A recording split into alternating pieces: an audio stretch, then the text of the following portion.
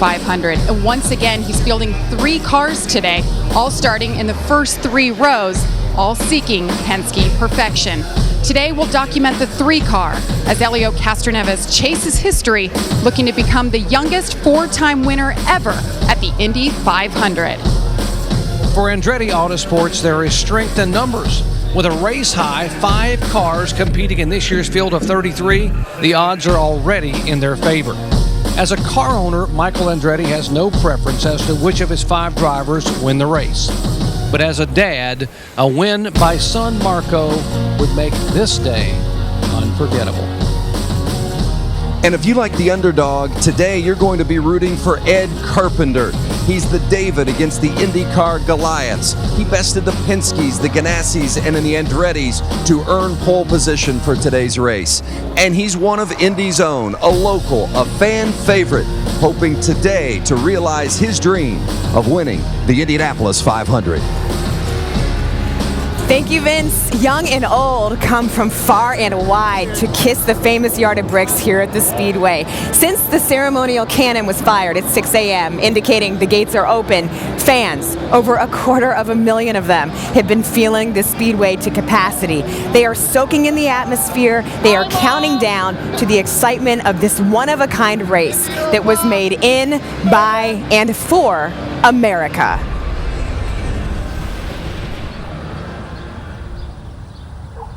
At the turn of the century, a country looked at her accomplishments and aspirations and decided she needed a way to celebrate them one and all.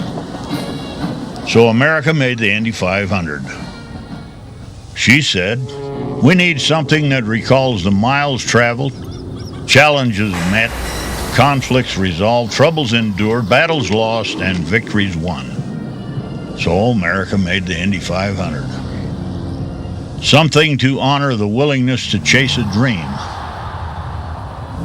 And after all the pain and heartache, to come up short and still say, let's try again next year. It must be something strong enough to rein in 600 horses, but gentle enough to embrace the past.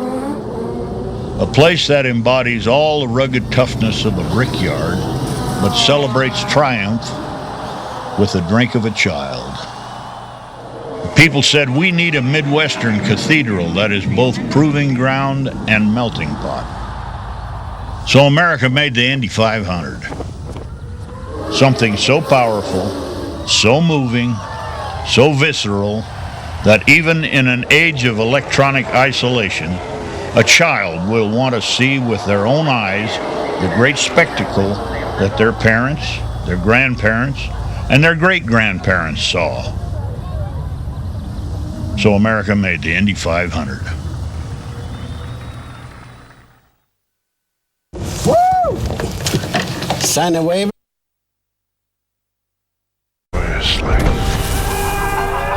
It's the playoffs. That's tough. It's physical. Stay positive. Battle. Be aggressive. Compete. Making plays. Making shots. Make shots you win. See every shot from the Western Conference Finals exclusively live. And we're gonna win this game. They will beat you. They will embarrass you. We battle. Dig down. Lock it. It's as simple as that. Then join us for the big one as East meets West in the finals. And that's what the playoffs are about. Catch the epic climax to the NBA playoffs live on ESPN.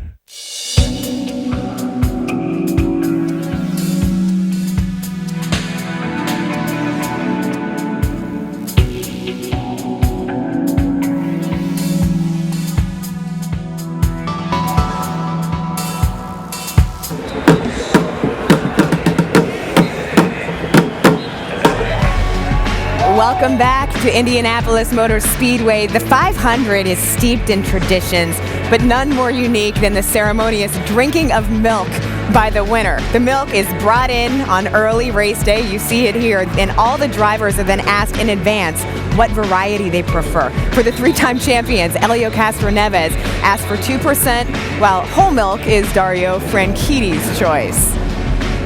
And one of the simplest traditions is just showing up. An example of that is George Butch Welsh. He and his family entered the track this morning. It marked his 66th straight year for the St. Louis native.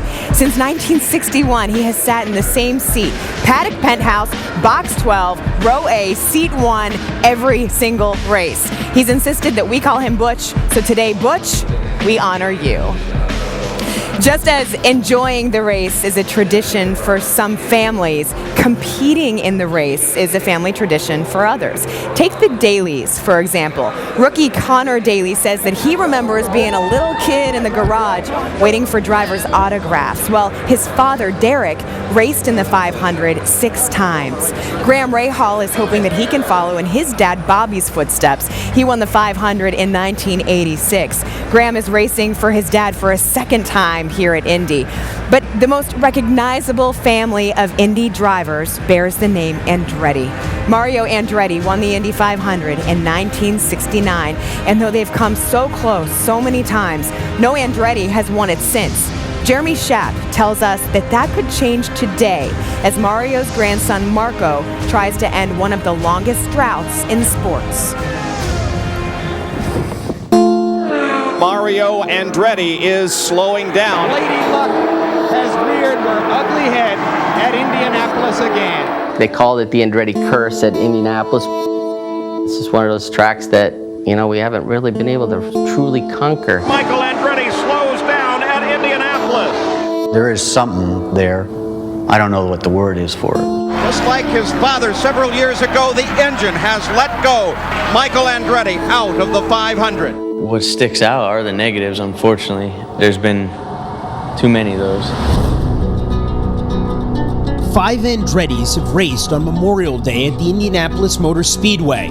Among Mario, his sons Michael and Jeff, his nephew John, and his grandson Marco, the family has 67 starts in the Indy 500 since 1965.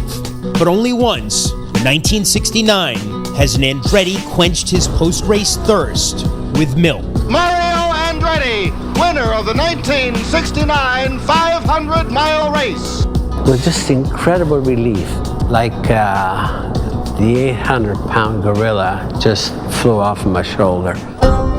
Then it turns out to be it was the only one. Even as they raced and flourished driving all over the world, the Andrettis would always return to Indy, to the race that they say means more than any other.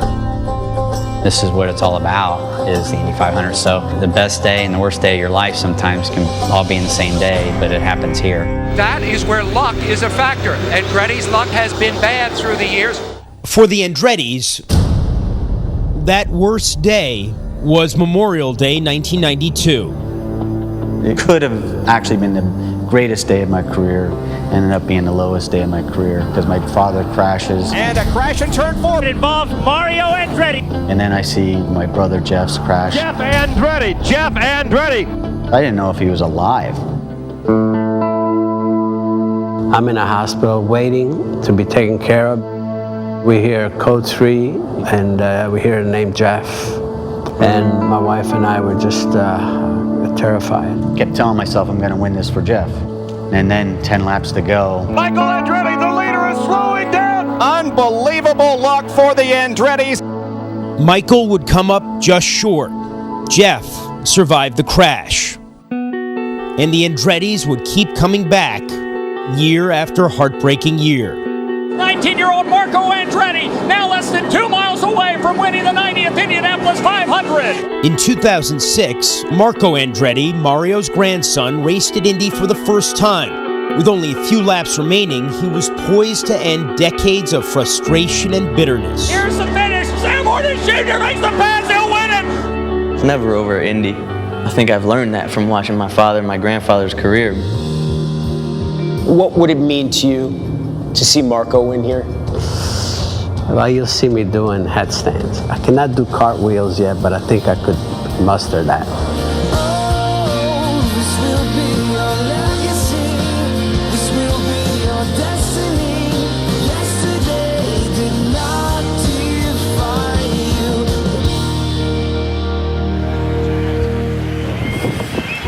with car owner Michael Andretti. And Michael, why should the millions of Andretti fans watching at home believe this is the year that the Andretti luck changes here in Indy? Well, I think we have a really good shot. I mean, we have 5 really strong cars, but I think Marco is probably the strongest of our 5, and I think he's in the right frame of mind too. I think it's time, and but we all know this place, right? So I think if he does everything he needs to do, and the team does everything, and the racing gods help out a little bit, it could be the day. Okay, that's the car owner. Now, as a dad, what would it mean to you to see Marco go to victory lane? It would probably be the most emotional moment of my racing career as a driver or owner, if that were to happen, for sure. It would be I think I'd probably be choked up for the first time. Hey, good luck today. Thanks. Lindsay, got to believe it would be very emotional for this dad and car owner to be able to walk to victory lane with his son. Oh, absolutely. Thank you, Doc. Another member of Team Andretti that certainly knows a thing or two about pressure is James Hinchcliffe. It was just a year ago that he took over the ride once occupied by the most popular driver in this series, Danica Patrick. And Hinchcliffe has made himself right at home. He's already won 2 races this season, and he, like Danica Patrick, feels extremely comfortable in his own skin.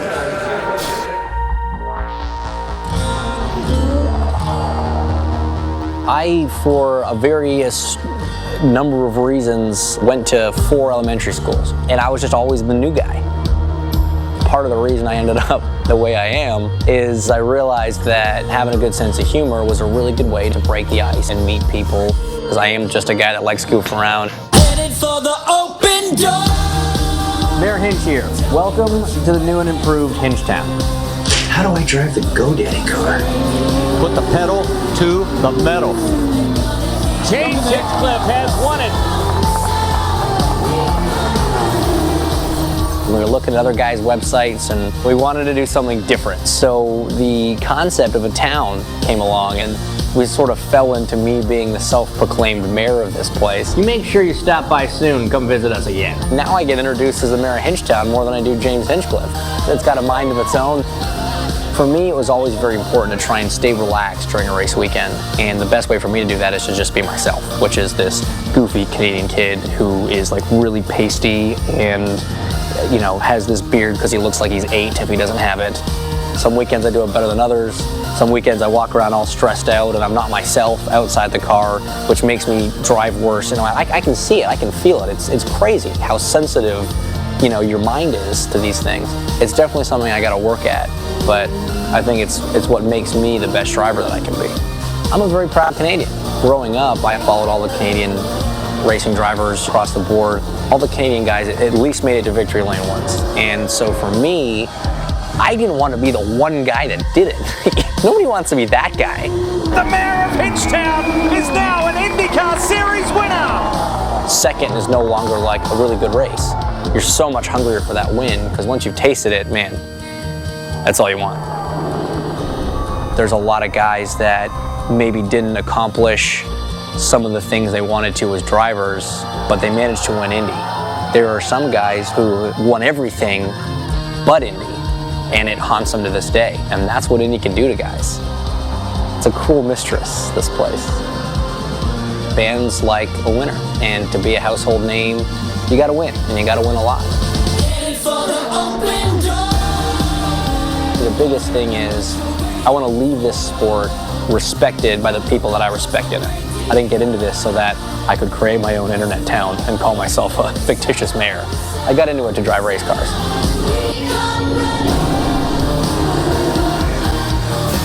A very self-aware individual, that Hinchcliffe. The mayor of Hinchtown, he is ready to go racing. He starts 9th today in this race telecast presented by his sponsor, GoDaddy. This is more than a race. It is a Memorial Day weekend celebration for friends to share their passion for the greatest spectacle in racing.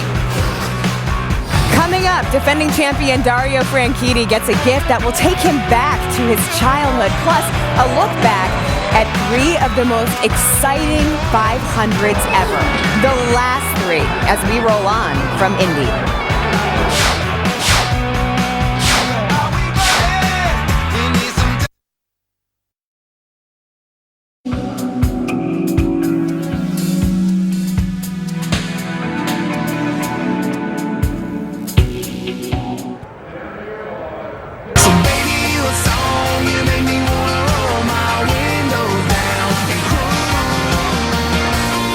Welcome back to the Indianapolis Motor Speedway, where they will be cruising today at speeds in excess of 200 miles per hour. This is much more than a racetrack. The Speedway is a storehouse, a true museum of memories. The cars growing leaner and faster over time, the drivers ever more daring and dynamic. The photo finishes, the records set and broken, the breaks, both good and bad, the names, the faces, the races. 96 of them so far, none more compelling than the last 3 that have unfolded in the 500.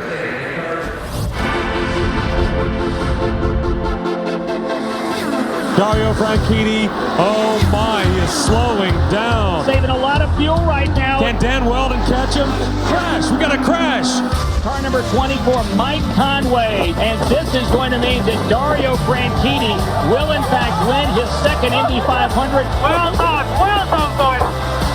Across the line, J.R. Hildebrand will see the white flag. Can a rookie win it? Come on, baby, bring it home. He is sputtering slow and he hits the wall. Who will win? Dan Weldon has won the race. Can Takuma Sato be the one to take the four-quarter trophy? He is behind the leader, Dario Franchitti. The white flag is out.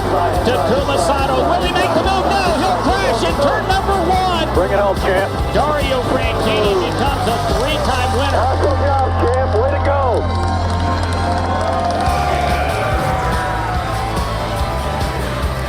So there we have Dario Franchitti, one of 2 gentlemen today that will be going for a 4th Indy 500 win.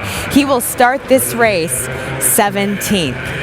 Think of the best gift that you ever received as a kid. Maybe it was around the holidays, maybe for your birthday. Everybody's got one, but somehow they just get lost or maybe somewhere along the way left behind. But what if you could get it back? It would certainly be emotional, even for a racing champion. Tom Rinaldi has more. Thanks. Come gather in my long Scottish wind. Belt out your blackest poems as the sea around you sings. I had my first go-kart when I was 5. It was a little, kind of agricultural looking thing. I actually think I know where it is in Scotland, so hopefully I can persuade the guy to sell it to me. It'd be a nice thing to have that back. Dario Franchitti will win at Indianapolis. Dario Franchitti is a 2-time winner of the Indianapolis 500-mile race. It started the way many auto racing stories begin, in a garage. Rare is a gift that leads to a profession. But Christmas morning 1977, George Franchitti, a racer himself, would deliver just such a present. I went and bought the go-kart, and it came in kit form, all bits and pieces, and I just bolted it all together, put it in the room for him in the morning. Looking back now, that was probably not a usual present to give a child. When he had the fun cart, George put him in a field, and he could run around, and he was safe because it had a fence around it, and George would go and race. The very first time, it wasn't a good omen for the future, really. He had his first racing accident. I still have the scar from where I crashed it. I think I wasn't paying attention. I drove it into a fence. Not recommended. From open fields to starter tracks, Dario's passion grew, and so did the size of the wheels and the engines. His original go-kart was left behind. I sold it to buy a motorcycle because he was growing out of the kart, basically. Racing is always, things are superseded. Whether you're moving up in class, that equipment's done, it's gone. So you sell it, you can get all you can for it. He kept asking me about the old go-kart. The little racer grew into global legend. Dario Franchitti becomes a 3-time winner of the Indianapolis 500. As for that first go-kart, it was cast off, changing hands and farms, gathering mud back in Scotland. We drove it round about the farm here. It was quite ideal. We found out that the previous owner was Dario Franchitti's. It was his go-kart before ours, so that was pretty cool. Pretty cool. This past year, his parents tracked it down with a birthday in mind. His mother had the great idea, because it's his 40th and what do we buy him? She said, why don't we get the go-kart and recondition it? So that's what Dad did. So, just over 35 years later, George Franchitti finds himself rebuilding his oldest son's first go-kart. The original back tires still intact, the rusted bolts replaced, the colors returned to their childlike glow. Every story of every champion has a starting point, and that go-kart is a starting point for Dario.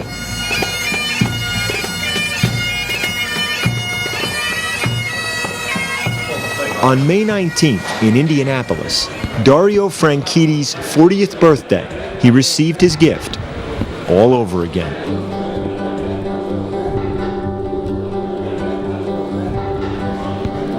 That's it. It's all been done for you.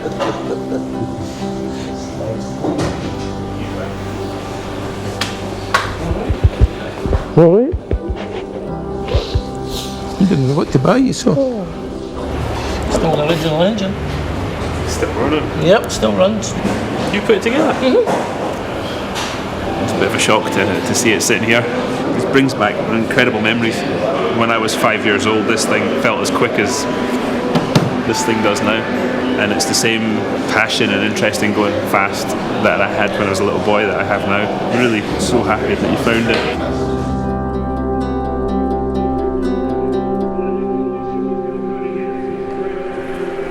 Can you imagine what that moment would be like? Dario said every time he races in the Indy 500, the passion just gets deeper and deeper. There is his father, George, so maybe his son can return the gift with a fourth Indy 500 win today.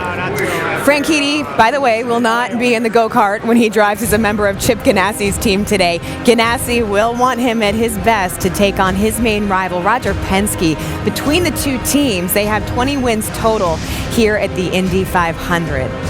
One of the most intriguing Penske storylines is A.J. Allmendinger. Just last year, Allmendinger was driving for that team in NASCAR until a failed drug test left him suspended and released by Penske.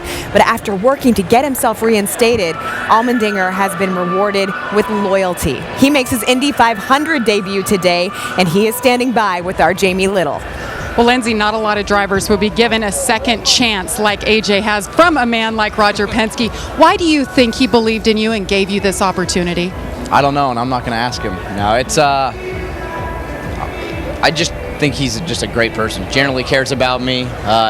Knew what happened was a dumb mistake, but and I'm very fortunate he believes in my talent and thinks that I can go out there and win this thing. And thanks to Izod for coming on board and believing in me as well. But it's just a great family to be a part of. Your first Indy 500, what did it take for you emotionally and physically to prepare?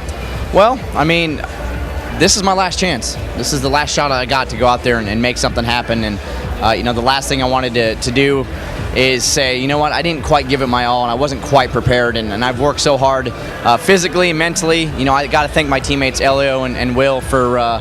There's our pole sitter. Yeah, exactly, photobombing. But it's just, it's been a lot of hard work. It's been a lot of fun, though. Everybody at Team Penske is just such a great group of people to be around. Chevy for bringing us great engines. So we got a chance to win this thing. We do everything right. I make no mistakes. Team makes no mistakes. We got a shot to put the Izod Chevy in victory lane. He's starting on the second row. Let's go to Rick DeBrule. And standing by with Scott Dixon, over the last 7 years, you're going to be hard-pressed to find a driver who has a better record here at Indy than Scott Dixon. Yeah, he's won once, finished second twice, never finished lower than 6 in those years. But here's the question. Do you think more about the victory or about the races you lost? I think you always think about the ones you lost, the victory you've got under your belt. But, 2 of those are finished behind second to Dario under yellow, which is always frustrating that you can't race to the end. But, we've had so many great finishes here, so many great races. We've only, won once. Dario's won a couple of times in the last few years here. So you got to credit a lot of it to the team. Team Target's just a phenomenal organization and owe a lot of it to them. And, hopefully today we can just go that one step further. Scott Dixon said he's only won once. I think he won twice today. Thank you, Rick.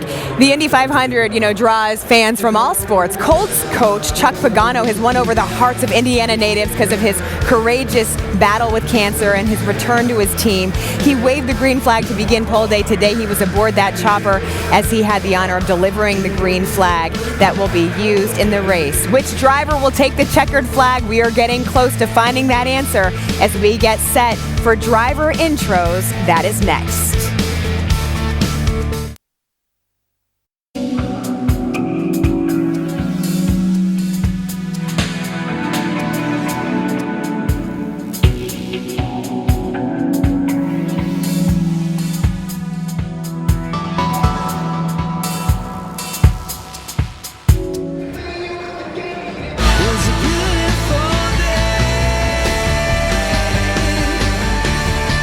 We are counting down to the start of the greatest spectacle in racing as the stands fill, as the tension grows, the excitement builds. Right now, we send it down to Dave Calabro with the driver introductions.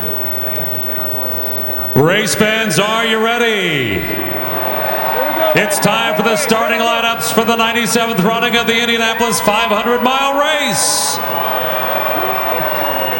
One of a record-tying 4 women in the field. From England, Catherine Legg. In the middle of the last row, 96 winner, making his first start since 2008, Buddy Lazier. Starting 31st from Noblesville, Indiana, a rookie. Following in his father's footsteps, it's Connor Daly. On the outside of the 10th row, our second of 4 women drivers, it's Pippa Mann. Making her 4th Indy start from Brazil, Ana Beatrice. In the 28th position, another rookie from France, Tristan Vautier. Row 9, another driver returning after a year's absence, Colombia's Sebastian Saavedra. The son of the 86 winner, Bobby Rahal. Back driving for Pop's team, here's Graham Rahal. On the inside of row 9, making his second start, racing for former driver Sarah Fisher, here's Joseph Newgarden. Row 8, 2010 Rookie of the Year from Switzerland, Simona Di Silvestro. Last year's pole sitter starts 23rd. From Australia, Ryan Briscoe. On the inside of row 8, making his 7th Indy appearance, Townsend Bell.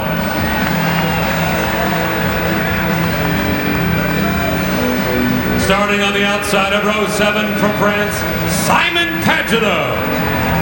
In the 20th position, making his second start from England, James Jakes. Making his 3rd start, following a finish in the top 10 last year, it's Charlie Kimball.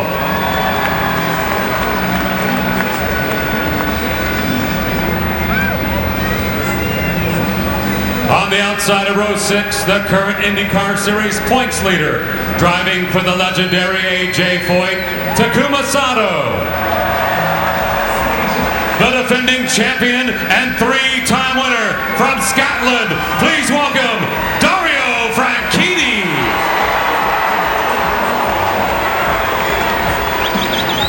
Starting 16th, the 2008 winner from New Zealand, Scott Dixon.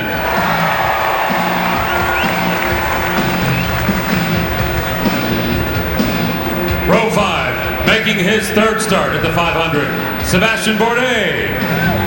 Following a career best 7th place finish last year, Justin Wilson. Looking for his 3rd straight top 10 finish from Spain, Oriol Serbia.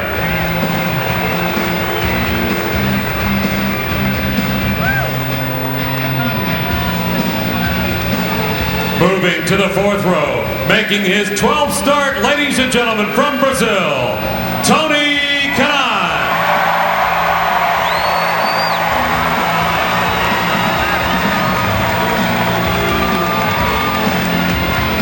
The 2011 pole sitter starts 11th, Alex Tagliani. On the inside of row 4, 2011 Rookie of the Year from California, J.R. Hildebrand.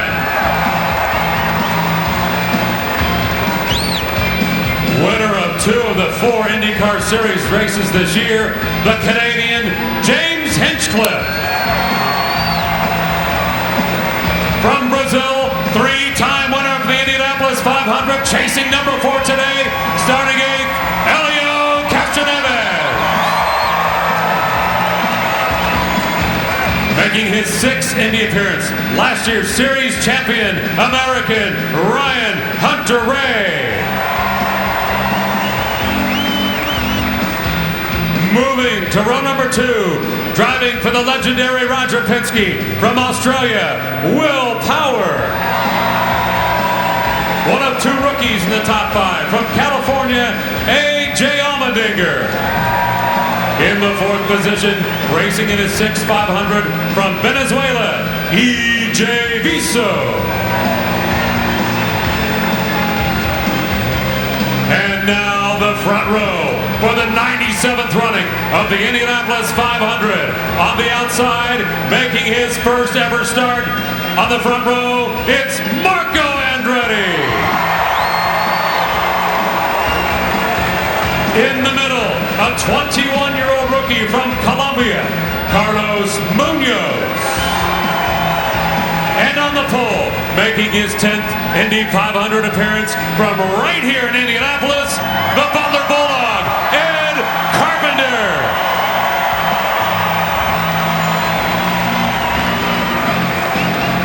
Race fans, let's give him a warm welcome. The starting field for the 97th running of the greatest spectacle in racing, the Indianapolis 500.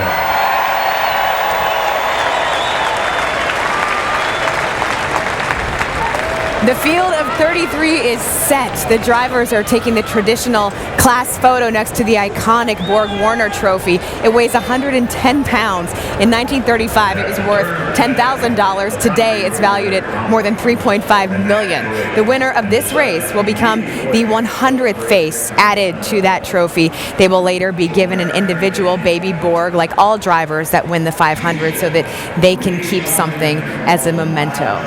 But what a driver must go through to get to victory lane at Indy is as dangerous as it is difficult.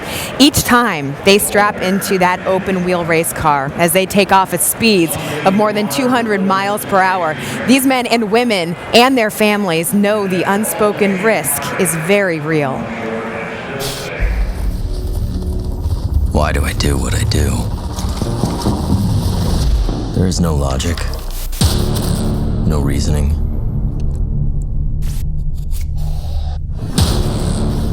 The physics cannot be reconciled. The risk shadows the reward. How do I justify my desire to drive? Spins and he's gonna crash!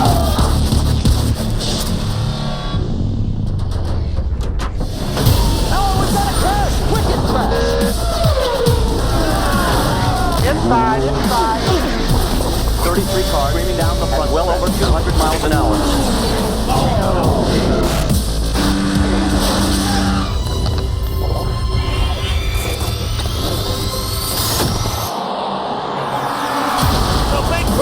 Big crash done in turn number 1. Make it 3 wide into 3. Trying to hold on for dear life. You're clear. Go get him. Oh my God, the terrible crash. Yellow. Go high. Oh, we've got an X. Levi. Oh, and he hits the wall. This is my obsession. The only thing I've ever wanted to do. Get pumped up yet? Here's a look at the major speed milestones reached over the years, topping out at 237 miles per hour in 96. The fastest guy so far this month is pole sitter, Indiana's own Ed Carpenter. Here he is with our Vince Welch. Vince? Well, millions will be watching today, and many will be in awe of the speed and the precision and the courage for which these drivers do their job. And Ed, what is it about the psyche of a race car driver that allows you that exclusive focus on nothing but the pursuit of the victory? You know, we train for a lifetime for this, and you just have to look around and you can feel the energy here and how special this place is. We raced for the Indianapolis 500 and can't wait to get started today. What do the nerves feel like right now? A little more than normal, but I know as soon as that engine fires up, I'll be ready to go. 33 of the bravest and the best about to roll off for the Indianapolis 500. Lindsay? Thank you, Vince. They are longtime rivals and lifelong friends. Helio Castroneves and Tony Kanaan, plus a moving Memorial Day ritual performed annually at Arlington National Cemetery when we continue from Indianapolis right after this.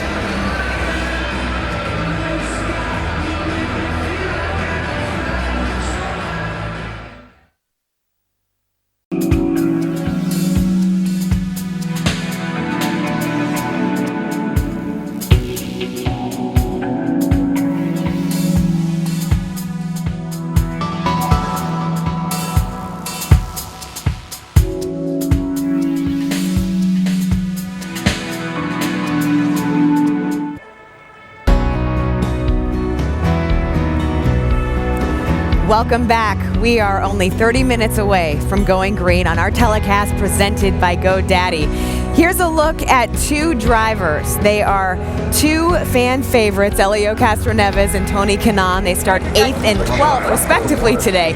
At Indy, one man's agony has been another man's riches. Kanaan has never won here. Meanwhile, Helio has won the Indy 500 3 times. Kanaan and Castroneves are both 38 years old. They've both been racing the Indy 500 for more than a decade. They're both from Brazil, and though Kanaan was a city kid, Castroneves from the country, that's really where this whole thing started for them. As little kids competing against one another and also supporting each other along the way.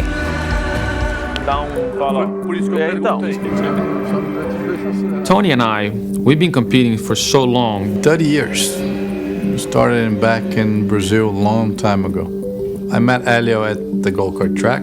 I was 10 and Helio was 9. When we were young, I remember till this day. We used to, the night before the race, just get the helmets clean. And we were talking about, hey, if you get there, I'm gonna carry your helmet. And we said, if one of us make it, the guy that made it will help the other one. That was the beginning of our friendship. Growing up together and racing against each other forever, it brought a lot of respect, but also a lot of rivalry between the two of us. Every time you go out track, first name you look, where is he? Where is he at? Oh, okay, he's there. Okay, I gotta do a little bit better. He was the only guy that mattered. And I think if he had finished 11th and I was 10th, good day. There was times that we were super friends, and yes, there was times that we hate each other. Tony Kanaan completely blocked Helio Castroneves out of a chance for a title. They're not happy with each other at all. Whoa! We spent probably 2 years that we didn't speak. It was one of those, rivalry, and we still didn't talk about it, actually. In hindsight, I think it was probably childish of my part, but I definitely regret that. And in the end of the day, because I'm always the one that turn the page. Even when we were kids. Yes, that's true. I was like, I was extremely stubborn. You see, I'm Taurus, and they say I'm stubborn. And what was your sign? Capricorn. Yeah, they I don't know. If they say I'm very sweet. Yeah. Who wrote that thing? Exactly. Come on, because it's the opposite here. But in the end of the day, I felt, and I think we understand each other. It's like, it's not worth it. He makes me better. He made me better. Is it couples therapy or something? Yeah, man, no. I thought it was an interview. Through the course of our career, it kind of always levels out. I get something, he gets something. I get something, he gets something. Tony Kanaan wins it all here in 2004. He's a champion in the series, and I've never been a champion. But in the same time, I won 3 times in Indianapolis, and he didn't have that opportunity. Into the wall hard, the second year in a row. We've got problems. Is Tony Kanaan. That was the race leader. So this is my 11th year. I've led 8 years in a row every race I raced here. that every year that I've been here, I wasn't in a position to win, but for some reason I haven't. On the other hand, my fellow Brazilian driver won 3 times. He has 3, I only want 1. It's become a side-by-side battle between Tony Kanaan and Helio Castroneves. Having an opportunity to be last lap between him and I, who is going to win? He knows all my moves and I know all his moves. I'll go high. I know that. And I know I'll you go go low. low. We'll probably crash and somebody else will win. The only difference will be we will still be speaking to each other on Monday. Including Elio and Tony's Brazil, there are 13 different countries represented at this Indy 500. An American has not won this race since 2006. We are honored to be joined at the Speedway today by several Purple Heart recipients. We so appreciate your service. Arlington National Cemetery, outside of Washington, D.C., is a place to remember the service and sacrifice of every soldier laid to rest there. Since 1948, every Thursday before Memorial Day, a group of soldiers known as the Old Guard place flags in front of more than 260,000 gravestones. It is the highest honor and a sacred duty, the tradition called Flags In. So many souls, same sacrifice, for liberty, for country, for us. To be draped in the stars and stripes is to be graced by a nation's eternal gratitude. The ceremonies are solemn, but the sadness is felt side by side with pride. These are patriots. These are heroes who fell in the defense of freedom, and they will not be forgotten. So flags in for the courage, flags in for the cause, flags in for the freedom, flags in for the fallen, who we salute on this Memorial Day, and we will remember forever.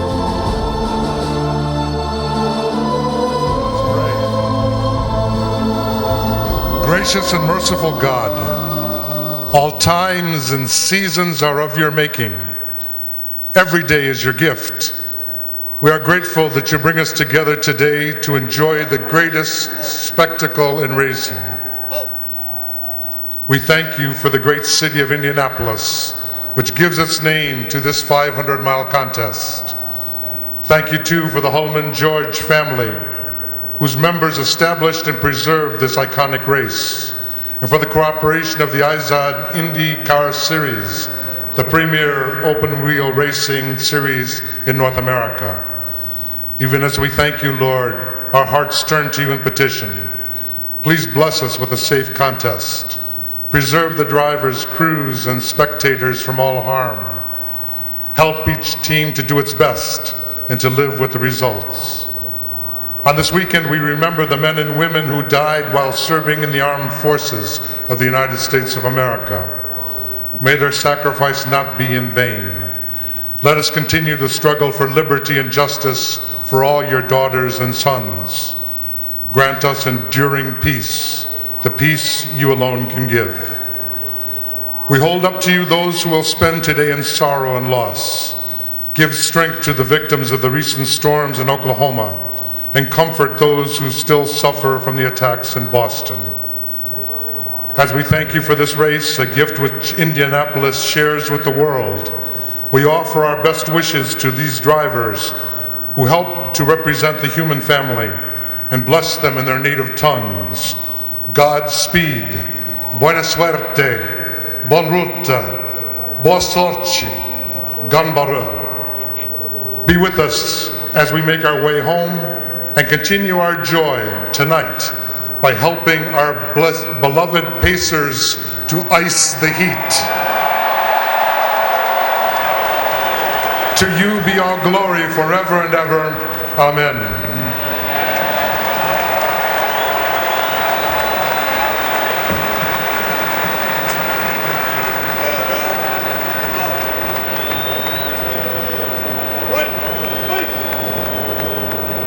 Stand by.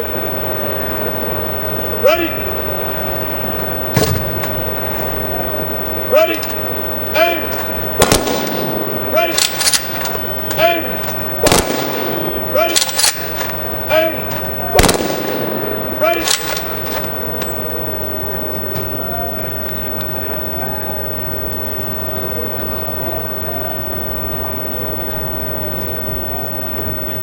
Present order.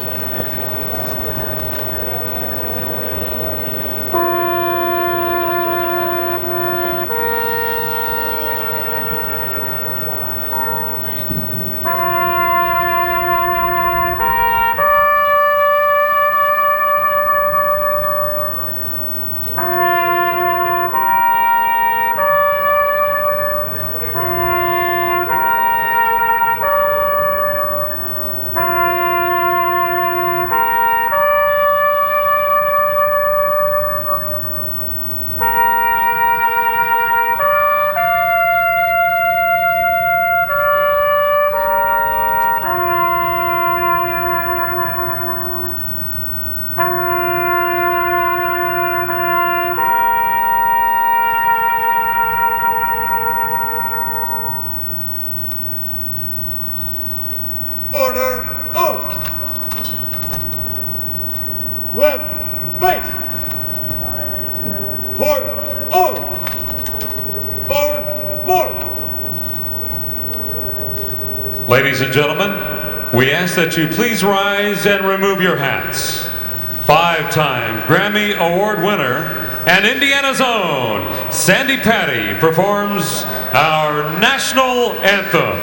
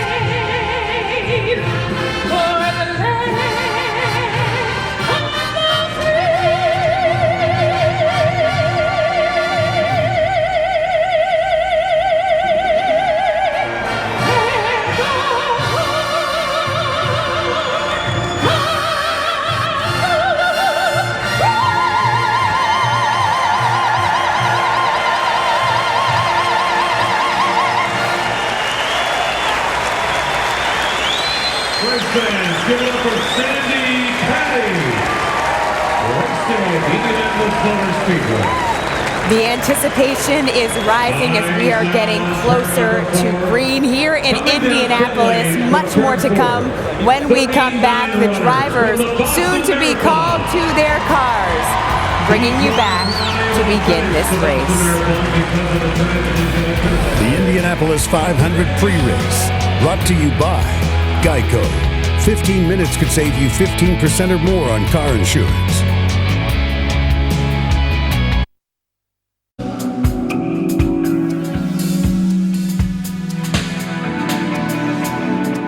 ABC.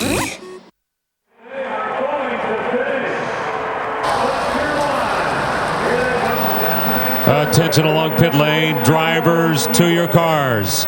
Drivers to your cars. The drivers called to their cars, another time-honored tradition as the ceremony comes to a close. We move closer to the green flag and to the answers to so many questions. By the race's end, will we have another four-time champion, either Helio Castroneves or Dario Franchitti?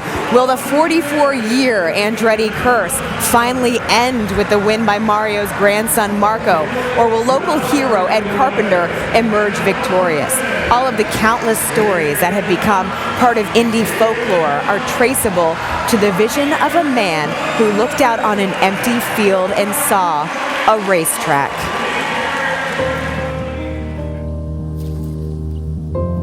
I always thought life is a race. You have to be fast, you have to be fearless, and you have to be first. I fancy myself an idea man of sorts, and I wanted to build the greatest automobile racetrack in the world. First, you see it. Then you inspire great men to believe it. I'm in the business of moving mountains, and I see the race to its finish. That's what Indy is all about. Barnelli Jones knew it when he broke 150. Then came Sneva, and suddenly 200 was a mere footnote. I wanted a testing ground where drivers could prove their worth under fire. That's what makes you immortal. A place where young fellas and machines could push the limits of possibility and watch the dirt fly. This was the dream. A home to innovators, trailblazers, and kings. When Lyondike hit 236, we reached the summit. I gaze at the future with wonder. Will the four-time fraternity add a new brother? Will redemption rise from the ashes? Or will a new story emerge? They called me Crazy Carl Fisher. I looked at acres of cow country and saw a harvest of greatness. It takes courage to make history. Who will charge forth today?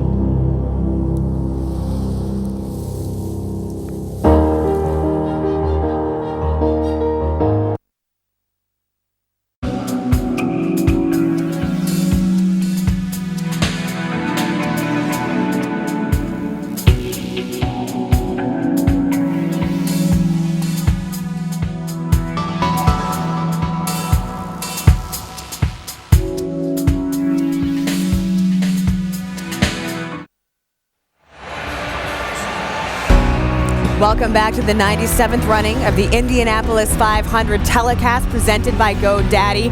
Moments ago, approximately 35 runners from the 2:13 Boston Marathon who were not able to complete the race because of the bombing were given an opportunity to finish in style.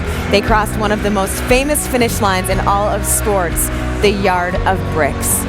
And now we send you back to our track announcer, Dave Calabro, who will introduce one of Indiana's favorite adopted sons.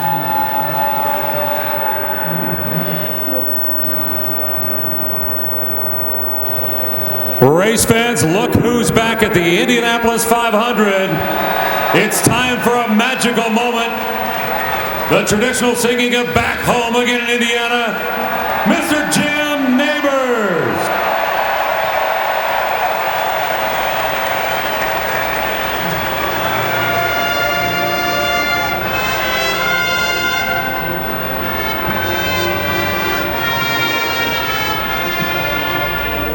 Back home again in Indiana, and it seems that I can see the gleaming candlelight still burning bright through the sycamores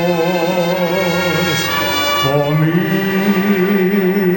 The new mown hay sends out its fragrance through the fields I used to roam.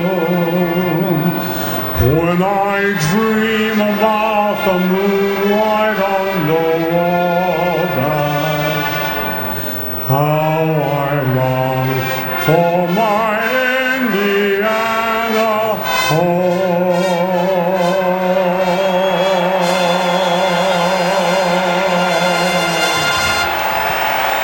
Ladies and gentlemen, Jim Neighbors.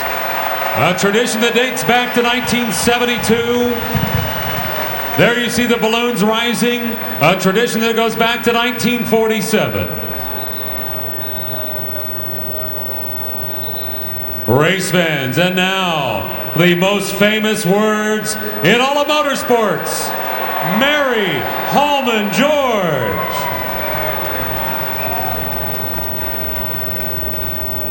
Ladies and gentlemen, start your engines.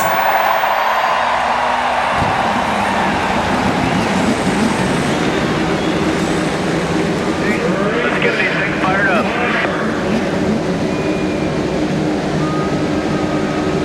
And everybody sitting here with all their radios and everything like that. I think it'll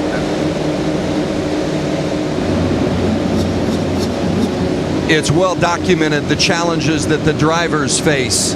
But I'm standing with Heather Carpenter, and her husband Ed is about to lead the field at the start of the Indianapolis 500.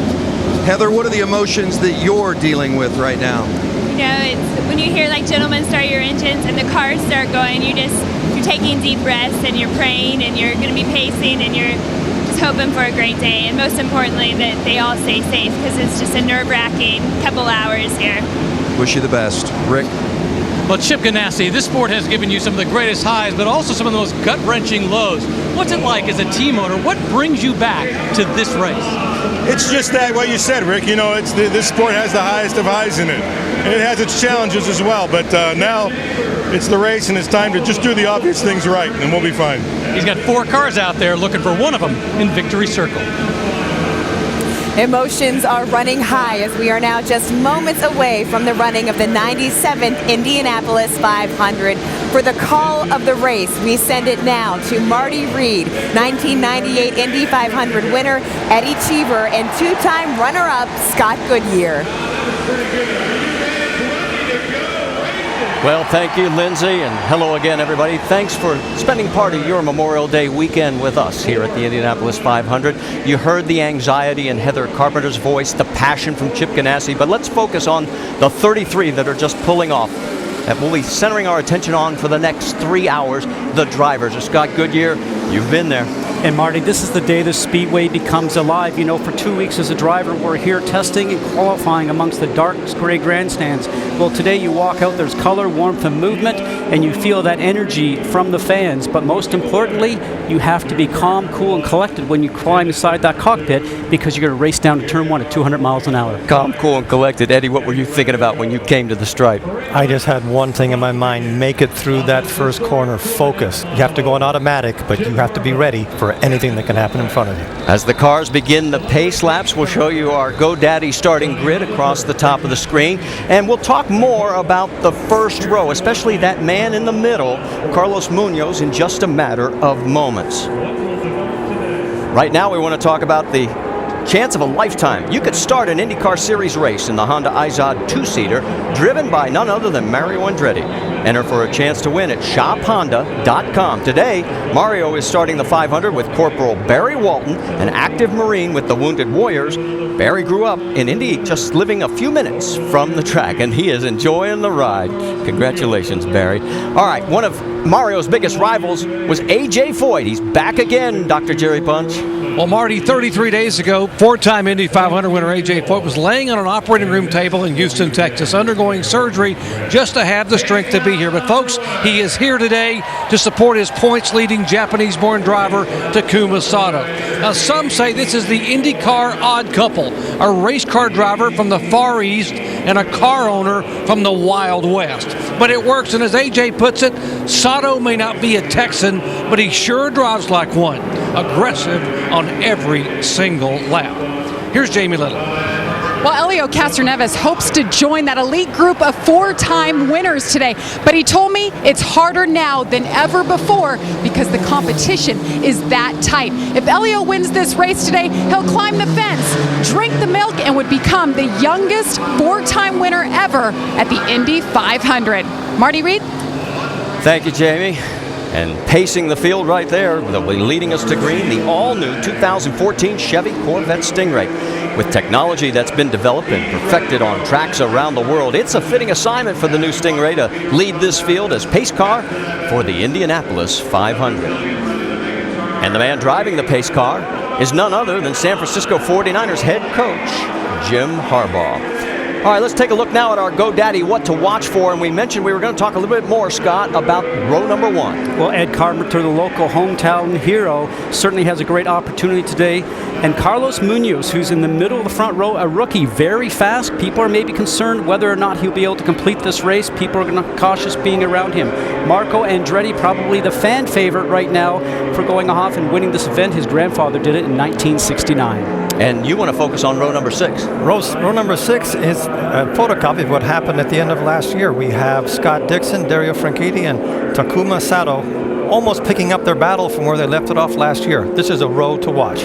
A total of 12 onboard cameras for you. Let's start it off with Dario Franchitti. He'll be having the target on board, looking for, of course, victory number 4. Charlie Kimball is in the Novo Nordisk on board. Third 500 start. He finished 8th last year. And Graham Rahal is in the Honda on board, 3rd in 2011, but he starts 26th today. All right, Grammy, let's have a great day today. Have fun out there, and we'll give you the green when the time comes. Tristan Vautier, a 25-year-old rookie from France, is aboard the Lucas Oil Honda machine. J.R. Hildebrand, 25, from Sausalito, California, is driving the National Guard car powered by Chevrolet, and his teammate, Justin Townsend Bell, is driving the Sunoco car, and this will be his 7th Indianapolis 500 start. Will Power with the Verizon onboard camera is looking to improve his best 5th place finish. Helio Castroneves with our 2nd Verizon inboard camera is hunting down his 4th Indy 500. Ryan Hunter-Reay with the Firestone onboard camera, last year's IndyCar champion, has yet to lead a lap at Indy. And James Hinchcliffe has the GoDaddy on board, finished 5th last year. He'll start 9th today. James, just double check on your controls. You're at 5 on the front bar and 50% on the weight tracker. I think that's a good place to start the race. Marco Andretti on the outside of row 1, the United Fiber and Data on board. He will start 3rd. He thinks he has his best chance ever to win the race. And our pole sitter with the Chevy on board, Ed Carpenter, hates the David versus Goliath comparison, and with good reason. Dan Weldon led a one-car team to victory in 2011. For live streaming of all 12 onboard cameras, go to watchespn.com or the Watch ESPN app. Now, our broadcast is also available in Spanish. All you have to do is activate your SAP button. It's presented by ESPN Deportes. All right, as you can tell, it is overcast here today, and we also want to talk about the temperature, because notice it's 59 degrees. Back in 1992, Scott, you were involved in a very cold race. Well, I know that weather conditions very well, and I actually spoke to Helio Castroneves this morning. He says, I think these cars are going to handle the weather and the track conditions fine. He's not worried about the grip. Firestone tires are excellent. But the interesting thing we find with cooler weather, the teams that maybe weren't running so strongly have an advantage because it equals out the car. So we'll have to watch that today. But I think this temperature is going to equalize the whole field. It'll bring the cars that have not been there up to speed, and you'll see more people participating for a win than you would have done if it was a hot track. Realize just one thing.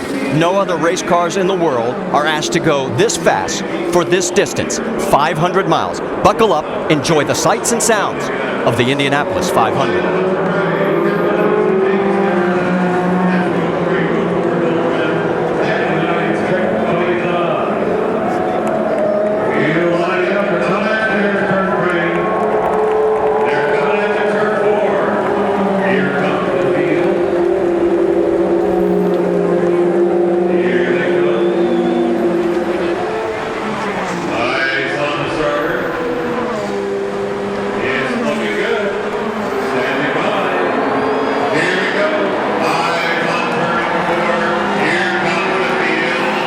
Ladies and gentlemen, let's get ready to write another page of history.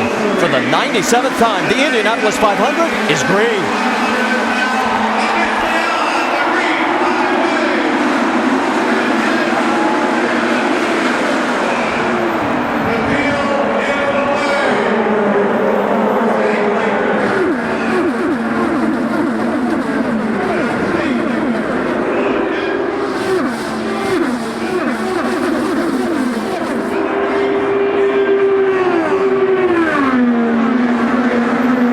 They head into turn number 3. Ed Carpenter has taken the early lead. Marco Andretti has gotten around Carlos Munoz to take over second.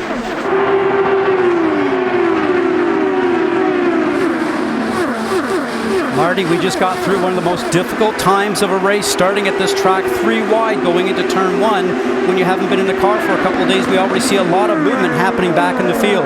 That was Ryan Hunter-Reay side by side with James Hinchcliffe as they head through turn 1. We're still in that section of the race where nobody has even started to get their rhythm. They're still trying to find the place where their car will bring them because they're not quite sure how their car runs because this is a colder day. So everybody is still feeling out their car and the track. Side by side through the corner there.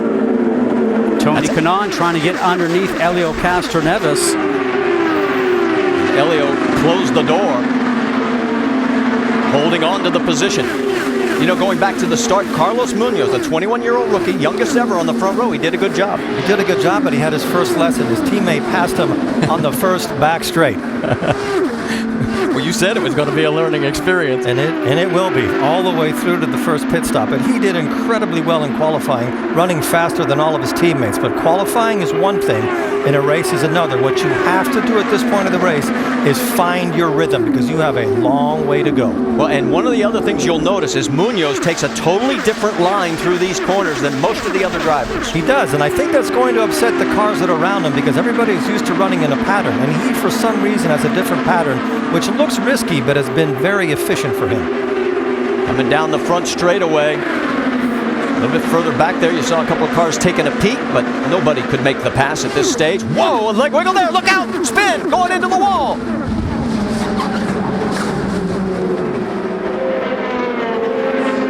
J.R. Hildebrand has hit the wall in turns between 1 and 2, and there you can see where he stopped. Very unfortunate. He never really got a chance to even get going. 2 years ago, he was 1 turn away from winning the race when he hit the wall. And the first words he said were, Scott? Sorry. Just went loose. Loose meaning the back end of the car wants to come around for you. And Eddie, as you know, it is very difficult to be able to drive a car that is loose in traffic. It's impossible. A car that is loose, he actually had the problem going into the corner, and I think, yes, the car in front of him took his downforce away, and all of a sudden the car just changed balance. Well, in that case, the question is, honestly, Eddie, is the car that you're driving have enough downforce on it? You see, he's also just outside of the groove just a little bit, that maybe the back end got just a little bit loose on him and the back end started to come around. Let's ride on board and listen. Inside, clear.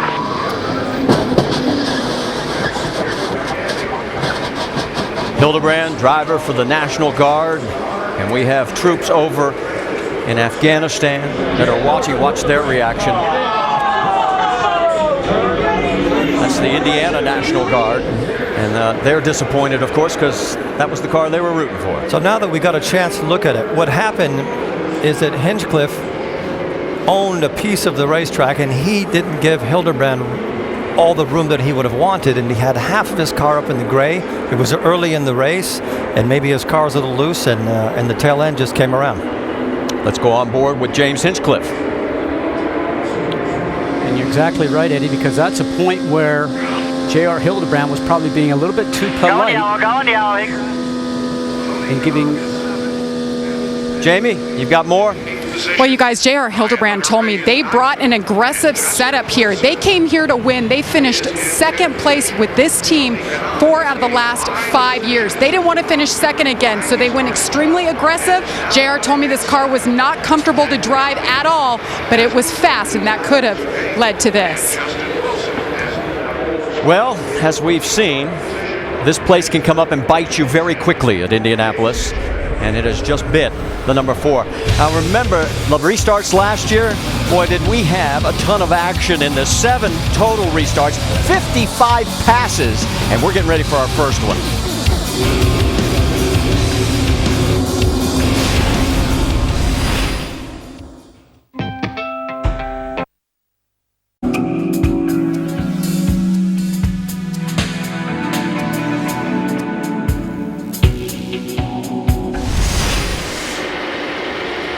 Back here at Indianapolis, Charlie Kimball has started 19th but fallen back in the field, and a report from Vince Welch, he has an electrical issue. He came back in and will go back out on the track now as Ed Carpenter, under our first caution, leads. Marco Andretti, EJ Vizo, Carlos Munoz, then Will Power is 5th, and Helio Castroneves is 6th. We're getting ready for our first restart. We'll just let you sit back and watch.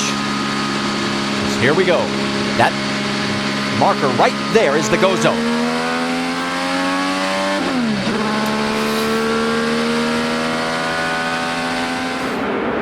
Go, go, go. Green flag out. I don't think he's going to hold it.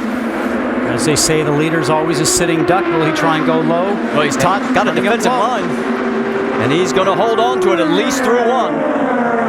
He had a very slow upshift, didn't he, on that restart? Really used a low RPM shifting, as you mentioned, but this is the opportunity for great passing right now, as you see a lot too wide going through turns 1 and 2 at this speed. As we always talk about, Eddie, it's a great opportunity for cars to get past. You see the yellow car on the bottom right now, Ryan Hunter-Ray, trying to get past Justin Wilson on the right-hand side, which it looked like he did. The car up in front, the number 12 Verizon Penske machine of Will Power. And this is now to start to stretch themselves up just a little bit. I want to pick up on what you said before, that he was a little bit too polite. This is not a place where I think you want to bring your good manners and you're polite. You want to be respectful and judicious in where you put your car, but polite takes too long. Well, and J.R. Hildebrand probably was too light. Yes. Guys, I've got to jump in there. Look at Tony Kanaan as he has got a race car underneath him, and he is putting pressure. He wants the race lead. Oh, and Ed's really pushing the envelope right there, trying to run him down towards the bottom line. Now you can go ahead and start moving down towards there. Have to leave a lane on the inside to be able to make sure the driver can get past, and he certainly did that. And Vince Welch, you have more? Tony Kanaan very happy with his race car as you see him making the move, and he says he has never been here and not had a good car. He said he feels like he knows what he needs through his experience here, and that's a car that tends to lean on the free side. He said it's felt perfect through practice, and he expected that to be the case today, and he has loved it so far. We're getting a great example of drafting here. It's almost impossible to lead the whole group and disappear with these new cars. When you're in front, you're punching such a big hole. A big hole in the air that the other cars just gain. It's like they have 20 extra horsepower. On board with Marco Andretti. You can hear him throttle back just as we start to get into the turn. Eddie, you and I talked about this all week. Drivers that are smart are going to try to save fuel and let the cars in front punch the big hole in the air, as you talked about before. But right now, Ed Carpenter certainly loves leading the Indianapolis 500, but he's using more fuel than the other cars.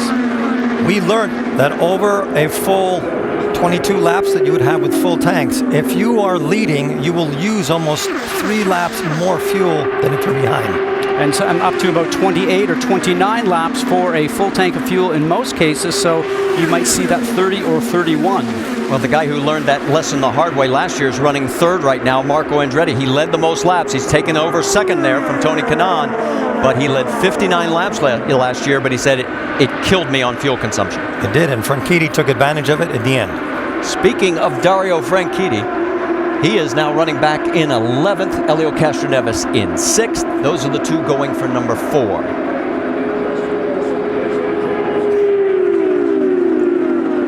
There is Dario, as right behind him is James Hinchcliffe. Now, Hinchcliffe is going in the wrong direction. Let's go see if we can see what happened. On board, a lot of movement out of the steering wheel. Look at him feed the steering wheel and going up towards the wall. You do not want to do that too many times. And while we're in that, Marco Andretti takes the race lead. So Ed Carpenter has led, Tony Kanaan has led, and if Marco leads at the stripe, we'll have our third different leader. And Marco did say, I would like to lead a little bit, see how my car is running by itself, but I don't mind falling back in line and just letting the car run in front, punch the hole in the air for me, and just consume a little less fuel. The exact opposite of what I thought was going to happen is happening. Carlos Munoz, who is a rookie who I thought would be charging to go to the front, is actually the one that's saving the most fuel and just staying back there in 4th place while these guys keep swapping the lead. And there goes Tony Kanaan back out front. Now, when the car goes in front of you, just like these changes are happening going down to turn 1, the car in front takes a little bit of air away from your car. The car feels lighter. Your steering wheel turns a little easier. We call that a little bit of understeer, and you hope that the car in front doesn't take too much air away and cause too much of a problem for you. Our third lead change. If you remember last year, we had a record 34. And yes, there's a lot of people that think we will surpass that mark today. Vince, what have you got on Carlos Munoz? He's running 5th. The key for Munoz today, guys, as they talked to him before the race, this is his first ever IndyCar Series race, and they preached patience to him. They said, so much is going to be going on around you that you've never experienced before. Settle in. Don't be afraid to just sit back in 3rd or 4th and get a feel for the race, get a feel for the traffic and the way the race car feels. Don't believe you've got to charge to the front. It's got to be a patient approach. And John Tuanukas, who handles the strategy for Carlos Munoz, said that's all we preach to him.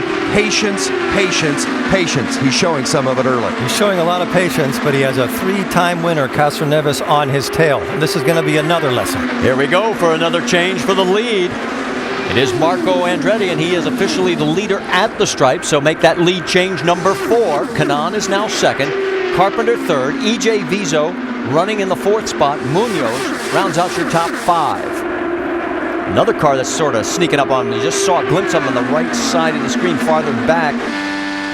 Ryan Hunter-Reay, he's gotten around Alex Tagliani. So now Chevrolet is running 1 through 7.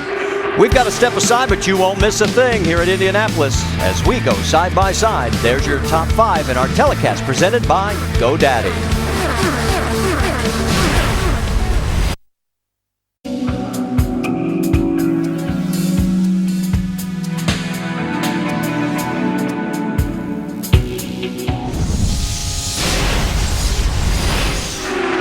Back here at the Indianapolis 500, you saw in side-by-side the swap going twice between that man, Tony Kanaan, and here comes Marco Andretti wanting to lead again. And he takes the lead down into turn number 1.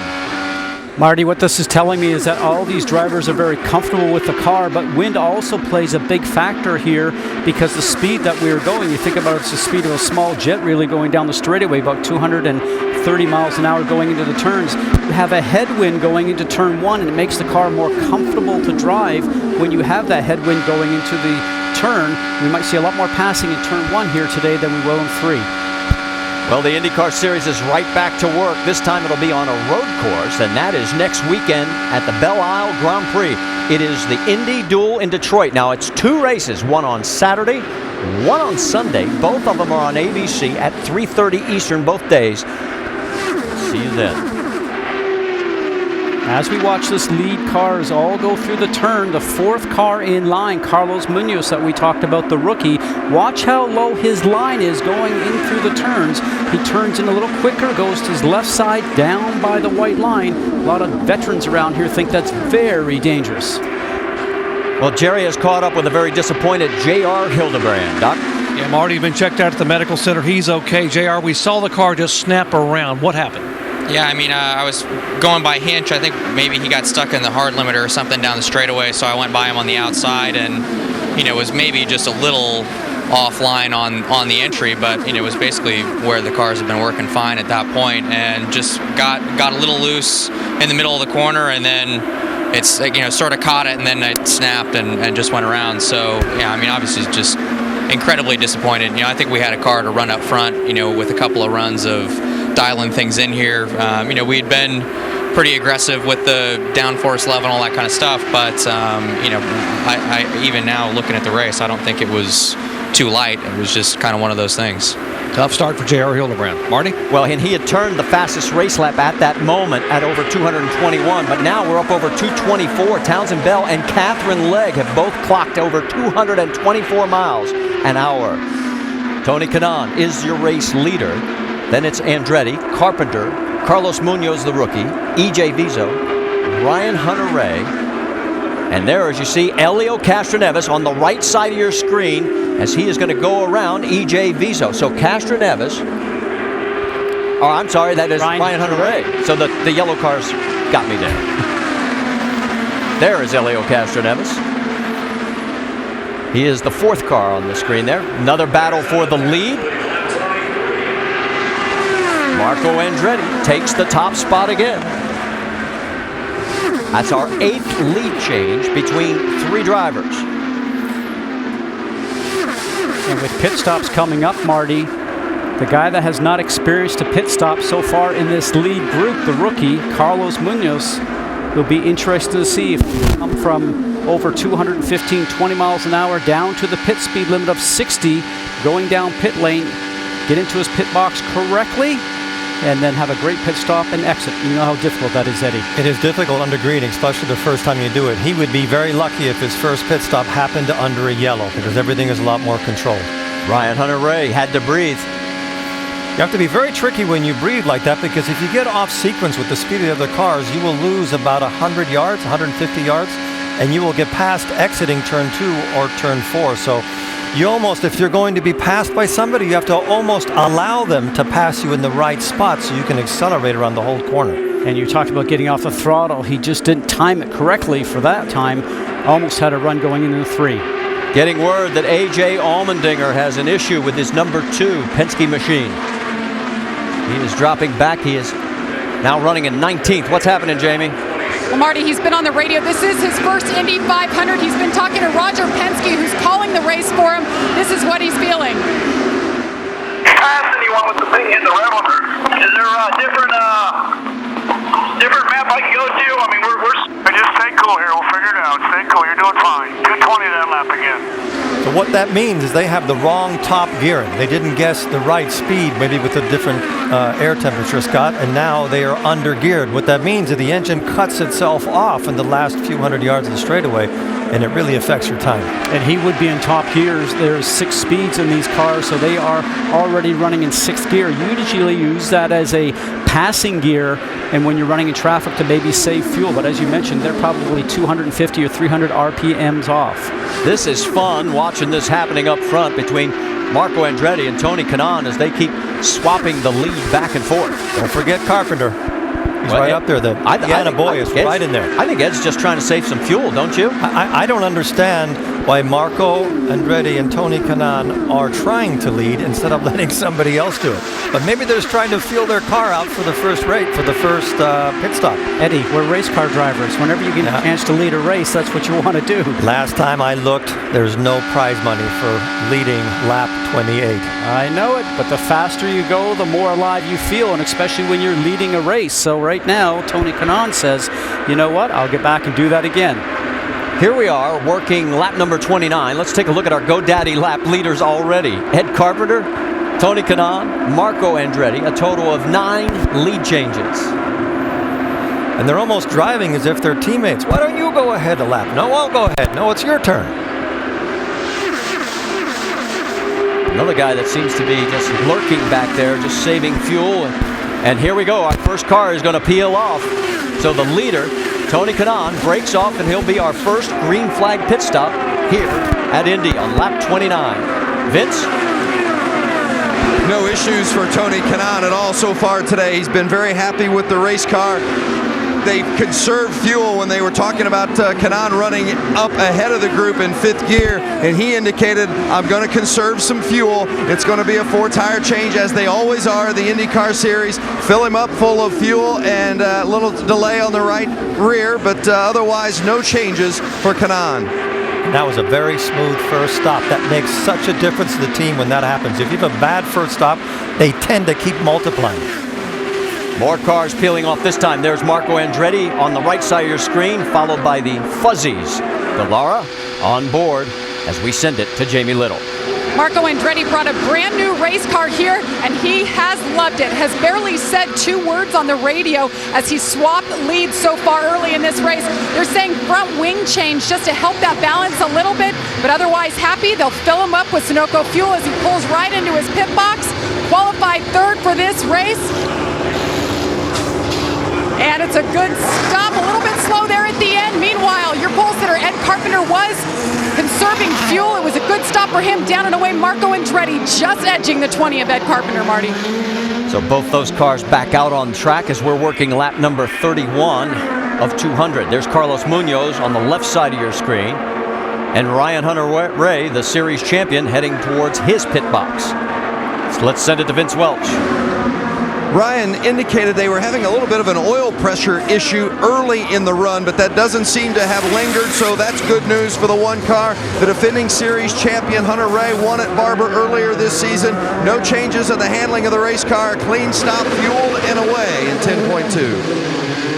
And Ryan Hunter-Reay did lead a lap before coming in, as did Will Power. In fact, Power's still out there. That's the first time he's led a lap at Indy.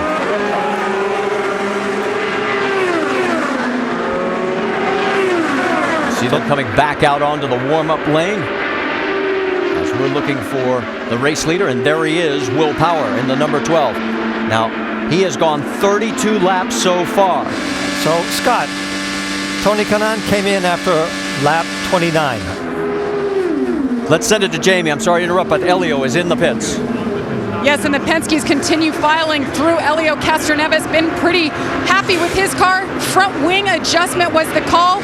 Sunoco fuel, they made sure they got it filled up. They put those sticker tires on.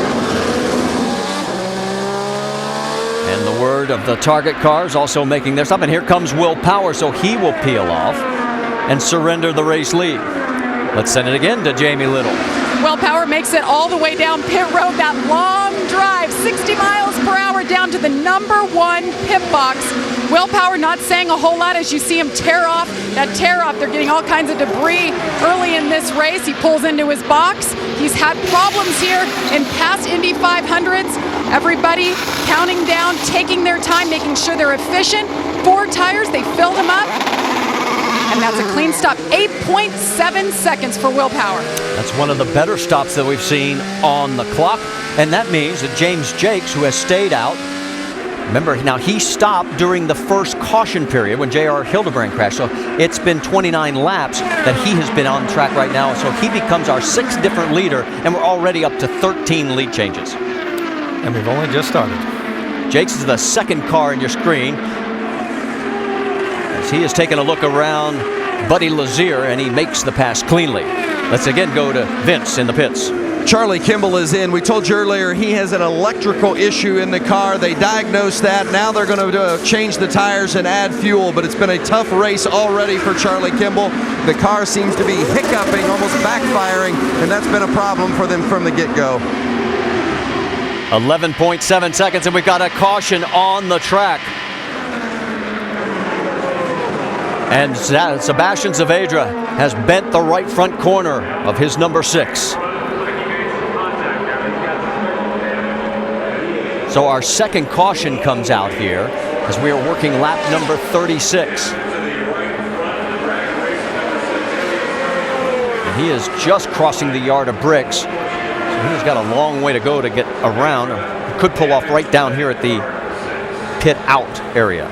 This is a very rare thing that you see a car with a bent suspension in Indy, because normally when we have a problem in Indy, it's half the bodywork is missing. And as we go back, he's already up against the wall. Oh, yeah, he got away lightly. Normally when you hit the wall, it's a lot worse than that. Jerry, you've got more? Saavedra just cued the radio and said someone should get a big penalty. Someone should get a big penalty. Very angry about someone getting in his way. And the result there, damaged race car, and now he has to climb out.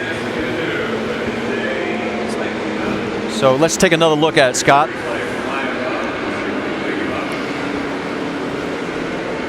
So there's Saavedra on the far right.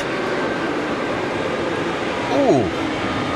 Yeah, he got chopped. Oh, boy, did he catch that for as little damage as he has, as Eddie said. Wow. Just trying to see which car that was right in front of him. We'll try and get more detail for it, but right now we're going to step aside just for a few moments after a word from our ABC stations. There's your top 5.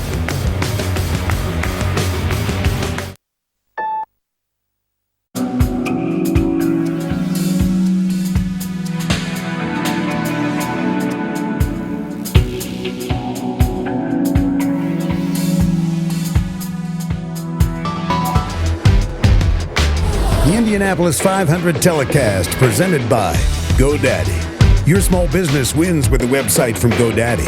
And Sunoco, the official fuel of IndyCar.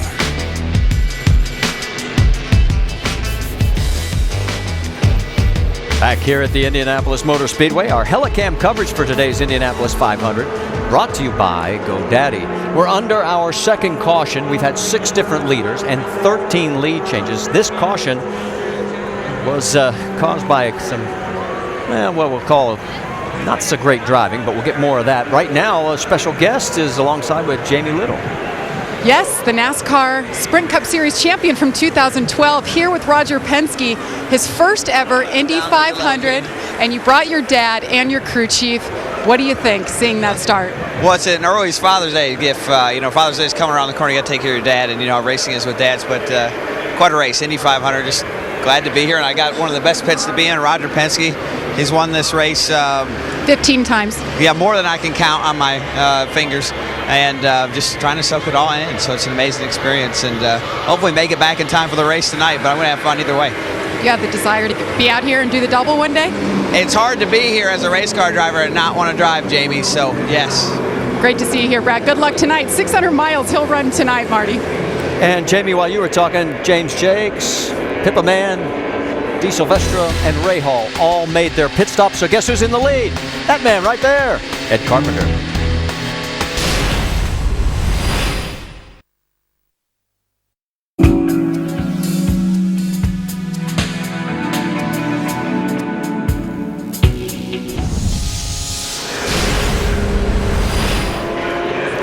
Still under our second caution here at the Indianapolis Motor Speedway. Race leader is Ed Carpenter, but we've got some video that all of us are scratching our heads about. It happened in turn 3. Was he tuning the radio here or what? Oh, we'll look at his head and see what he's thinking, but he almost spun. Wow. He almost spun and then straightened it out in the grass. But what he's doing is he's trying to keep the tires warm by weaving the car, but that's something you generally don't ever do in the turns. You only do it going down the straightaway. Talk about a cat having 9 lives. He just burned up one of them right then. Let's listen to Ed's radio. Cat, well, I pulled up next to Catherine because she wasn't packing up, and she just keeps slowing down and waved me by.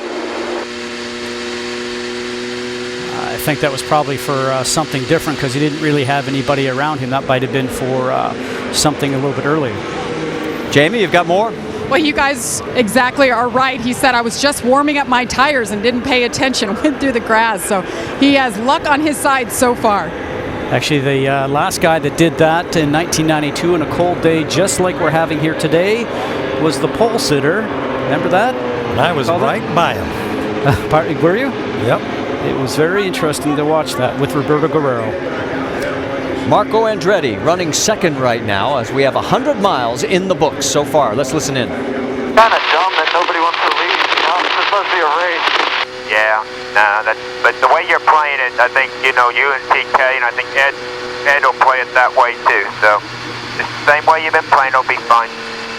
That's exactly what we said earlier. Right now, it really isn't in your favor to lead. You want to get up there to see what your car can do, but you really want somebody else to do all the work because then they'll burn all their fuel, Scott. Most importantly, though, make sure you're trimming your car, understanding what your car needs as this race goes, because as Rick Mears always did, it comes down to a shootout at the end. Communicate with your team and your crew, change the car and pit stop. And to back this up, the 5 fastest laps have been turned in by people all outside the top 10.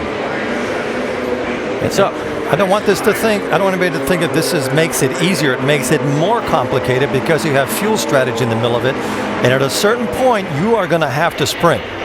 Well, Ed Carpenter lives here in Indianapolis, went to school, Butler University. He is definitely a fan favorite. I think what's been coolest is like I've had a couple people come up to me and be like, you know, man, I wish you could hear what the crowd was like, you know, when your first lap popped up there and things like that. And that's what's cool. Just it makes you feel good knowing that you've got a town behind you, basically. Give you an idea just how close he went to school here to the Indianapolis Motor Speedway. He went to high school at Park Tudor. There is the Speedway. And on the northeast side, there. Oh, nice picture. 1999. Almost has the same haircut today. And then went to Butler University. And of course, now at the Indianapolis Motor Speedway and leading. Marty, if they applauded a lot for him in one pole, that's nothing compared to what could happen this afternoon if he wins this race. There you see, 6 laps led in his first 9 500s. He's already got 15 in the books today.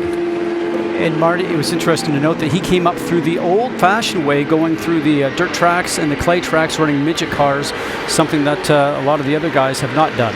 This was just a little bit earlier. That's Catherine Legg as she wipes the wall. And Jerry, you've got more?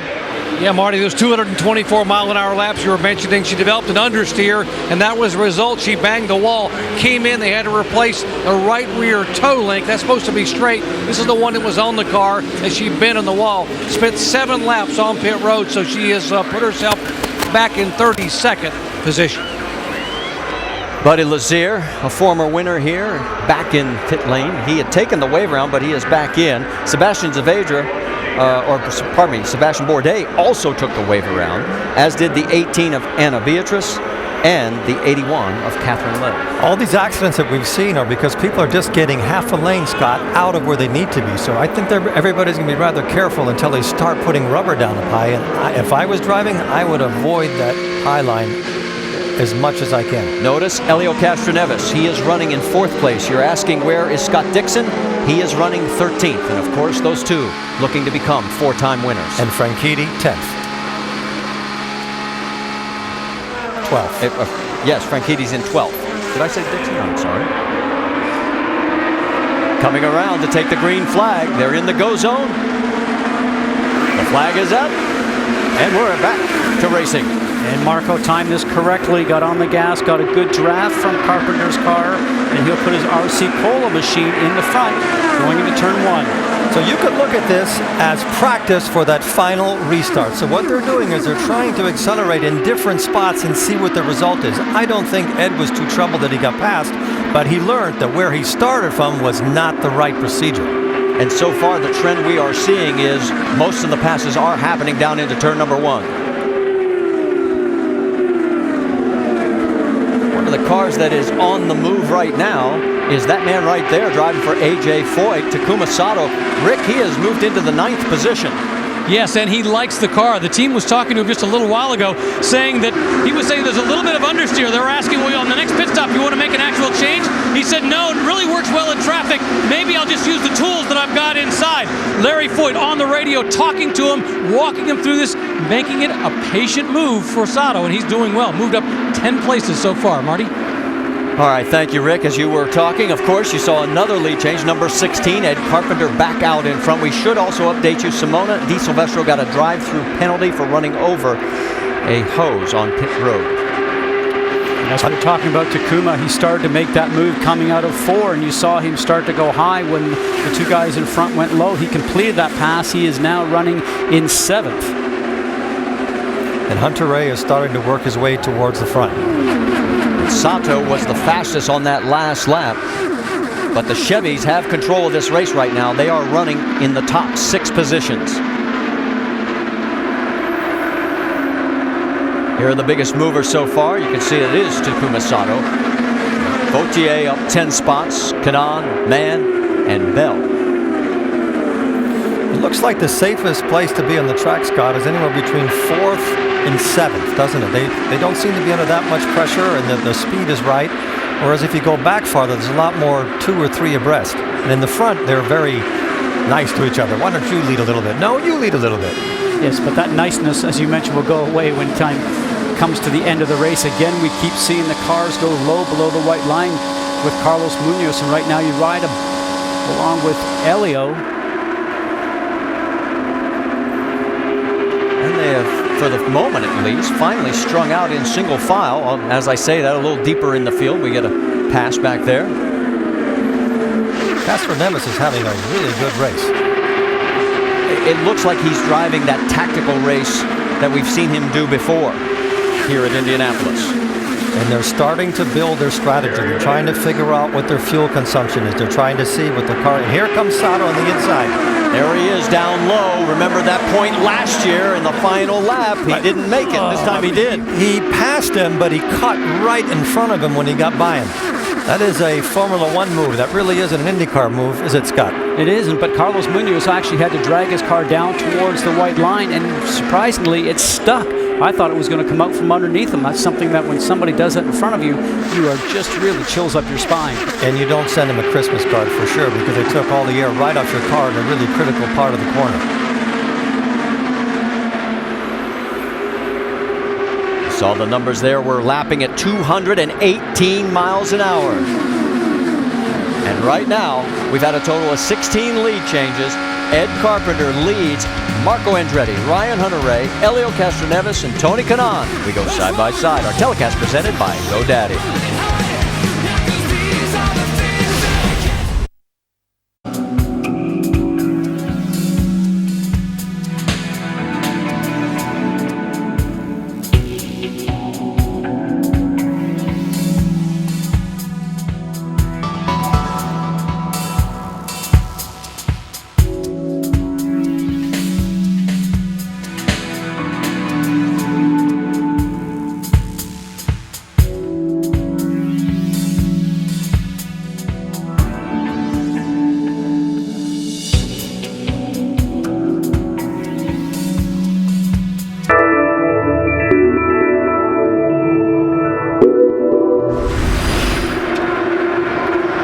Well, on side-by-side, you notice that Marco Andretti retook the lead from Ed Carpenter, and Carlos Munoz moved back into 7th around Takuma Sato.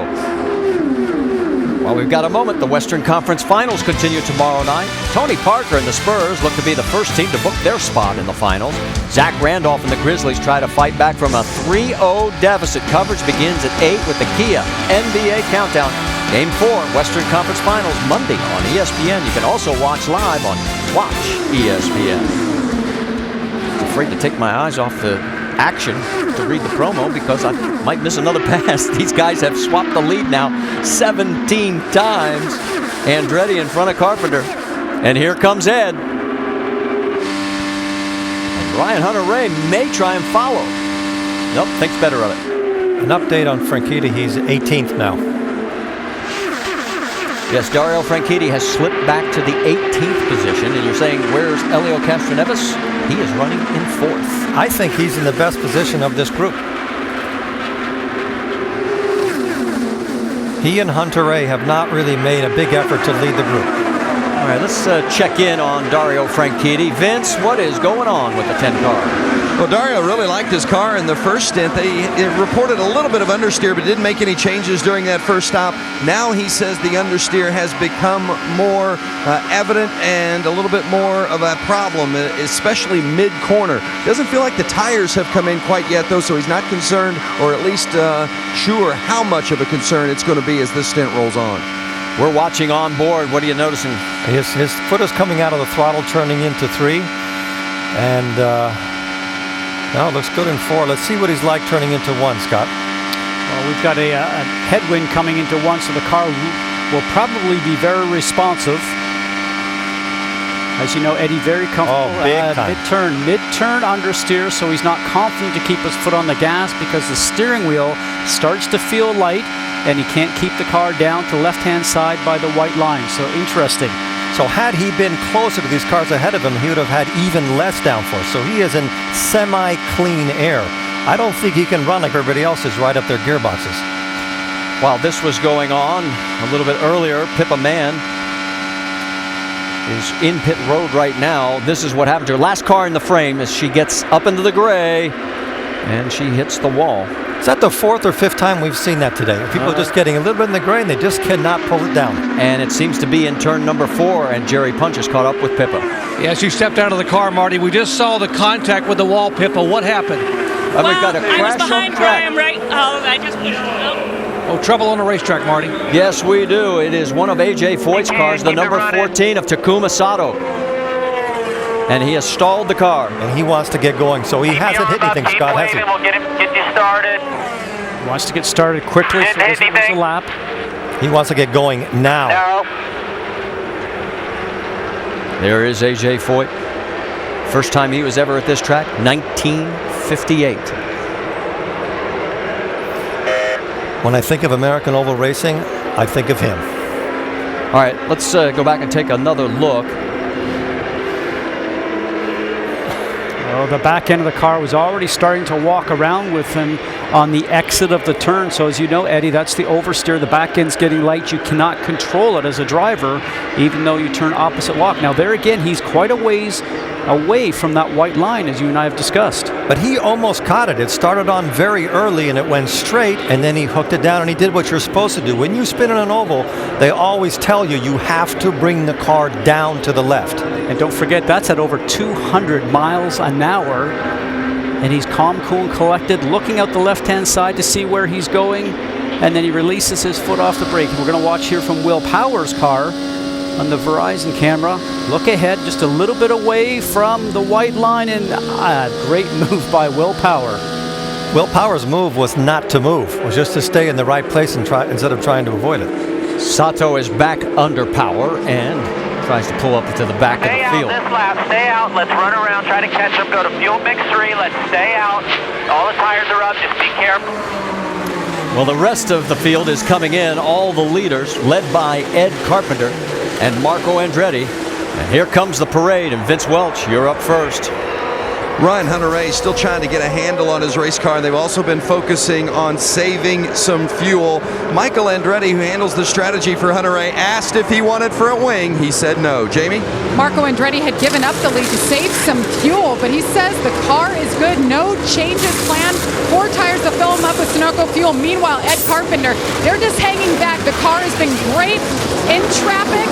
4 tire stop and no changes once again for Ed Carpenter. And the race off pit road, Ryan Hunter-Reay's crew picks up 2 spots. Ed Carpenter's team drops 2. And you see the biggest movers, +3 for Will Power and James Hinchcliffe. So as they make their way back out on the track, one of the people who gets the biggest break here is Simona Di Silvestro. She, after that drive-through penalty, was on the verge of going a lap down. She hangs on to the lead lap. She's shown in 25th right now. Stay with us.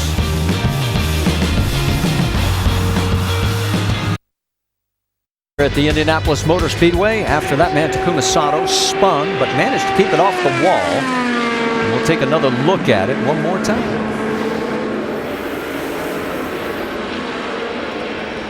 This spin really reminds me of Danny Sullivan's spin, and when he kept going and won the Indy 500. He didn't do it coming out of 1, but he did coming out of 2. Of course, his car owner, as we mentioned, the legendary A.J. Foyt, his first time here back in 1958. To give you an idea just how long that is, there was no Daytona 500, there was no Super Bowl, and Dwight Eisenhower was the president of only 48 states.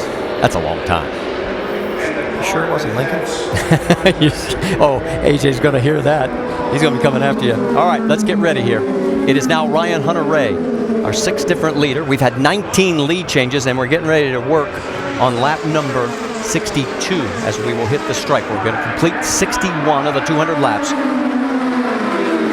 Ryan Hunter-Reay, right behind him is Andretti, Carpenter, Kanaan, and Will Power.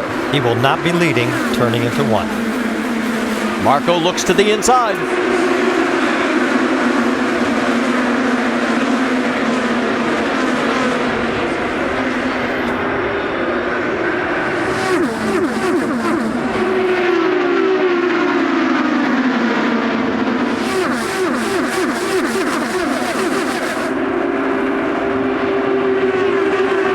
Got a glimpse of A.J. Allmendinger. He tried to go low. There is Scott Dixon in the 9 target machine. On a restart, a great time to make up time to pass cars, but also the most dangerous time. Allmendinger's car is twitching all over the place, Eddie. Well, they're all jockeying for position and trying to find clean air, and they keep moving where they're at, so the driver behind doesn't know where to go, and then he has to adjust himself. We were just talking about the high line being a bad line. Well, guess who took it and passed on the restart on the outside? Tony Kanaan. I saw that. And you saw Ed Carpenter get underneath Tony going into turn 1, and there's a lot of passing going on here further back in the pack. Yeah, that was Graham Rahal in the yellow Midas car. There he is on the left side of your screen as he made the pass. Then there goes Connor Daly in the 41, the rookie, trying to work his way around. I think he was wise to rethink that one. All that action is happening from 20th on back. Meanwhile, up front, you've got Ryan Hunter-Reay in front of Marco Andretti and Ed Carpenter. It looks like Carpenter has gotten around Marco. Yes, he has.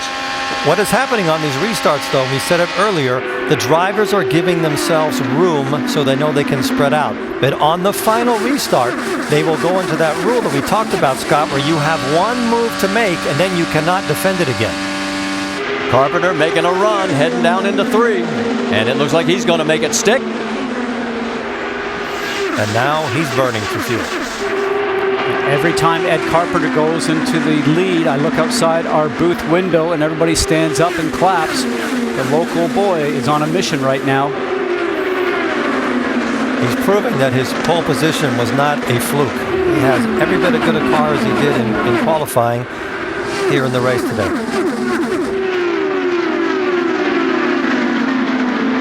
And Castro Neves is just sitting there and watching.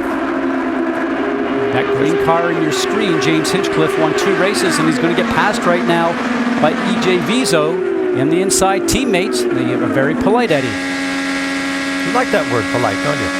I don't think I ever used that once in 35 years of racing. Coming down the front straightaway, will we see another change in the lead? Ed Carpenter has it. Looks like he will hold on to it this lap. And there you see the number 3 of Helio Castroneves. He is running in 6th. Here's a look from his number 3 Team Penske car with live streaming of in-car cameras on the IndyCar 13 mobile app. That's only from Verizon. Stay on board with him. Check his telemetry. He's lifting also. Just a quick little blip. I would have thought at this point in the run with tires that are reasonably fresh, they would have been flat the whole way around. Well, all comes down to downforce, how much grip the car has by the wings, both front and rear, what the teams have decided to run with. And you can rest assured that as the race goes on, they'll take more downforce out of it in pit stops to get ready for the shootout at the end. We've still got quite a long way to go to the halfway point. We talked about these new cars, Eddie.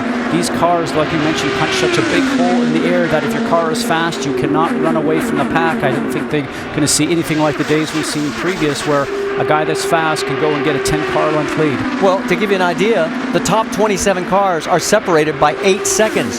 Go back 100 years ago, Jules Gou from France won this race by over 13 minutes. That shows you how good these cars are, how good the drivers are, and how tight the competition has been. Our camera's trying to zero in on Townsend Bell in the number 60 Sunoco machine. It'll be that bright yellow car at the, well, right there towards the back of the pack. He has moved into the top 10. He started 22nd, Rick DeBrule. And he is happy with his car. Just check with the crew. They made a few minor adjustments with the car. I asked, what has Townsend been saying about the car? He says, not much. He likes the way this is driving. And when you move from 22nd into the top 10, it works. Vince? Well, and just ahead of Townsend Bell in that green car, the green GoDaddy, is James Hinchcliffe as Bell takes a look on the outside of Hinchcliffe as they enter turn 1. Hinchcliffe, they've just not been able to find the sweet spot leading up to this race, and they haven't found it yet today either. They added a little downforce on that first stop. Hinch didn't feel like it helped him the way he had hoped it would. I don't look confident looking at his line, Scott. Every time he comes out, he changes line and he's moving it by 2 or 3 feet. He's come out incredibly high out of one more than once, and he's not that close behind the car that's in front of him. And that's because every time he gets close to those cars in front, the car becomes more nervous. And as you mentioned the sweet spot, that's something the driver's looking for. It gives you the comfort to really maneuver the car anywhere you want. He certainly doesn't have that now. Everybody is avoiding passing cars right in that last 100 yards. It's like they figured out a rhythm. Let's talk a little bit about Tony Kanaan, because he injured his hand back at Long Beach in a crash, and it's going to be one of those injuries that's going to take time, and it's his thumb actually on his right hand. How difficult is it when you have something like that to drive 500 miles? It's always difficult if everything in your body isn't working properly, but he is so busy right now. In every interview we have seen, he has told us, I have led this place 8 years in a row, and he really wants it badly. So I think you could probably get in there with a pair of pliers and cut his thumb off, and he wouldn't even notice right now. He might complain afterwards, but he's a pretty tough dude. Well, he did lead earlier in the race, so he's now led in 9 Indianapolis 500s in the 12 that he has entered. Led a total of 10 laps so far. We've had a total of 6 leaders. Kanaan, right now, running in 3rd. There's a lot of wisdom in Kanaan's car. He's done a lot of these races.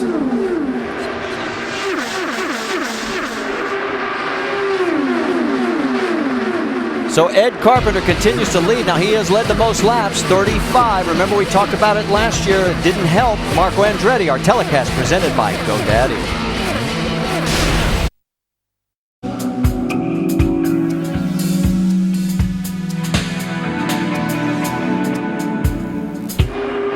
On side-by-side, you saw Will Power move into 3rd and Tony Kanaan retake the race lead. Right now, Chevrolet has the top 8 positions.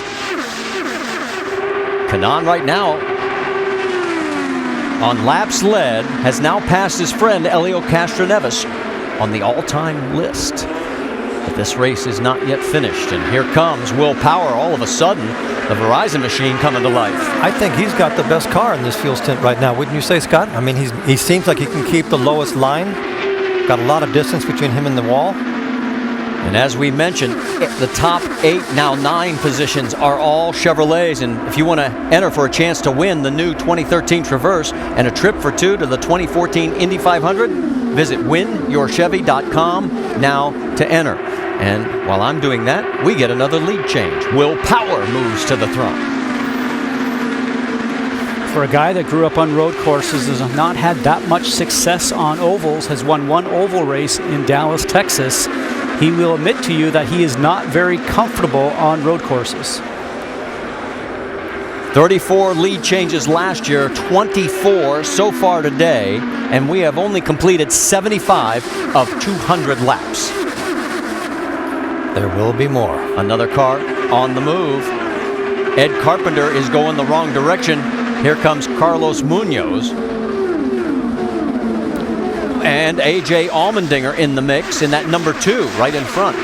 There he is. A few laps ago, Allmendinger got past his teammate Helio Castroneves, and now he just seems to be marching forward. Whatever he had as far as nervousness was considered in the car.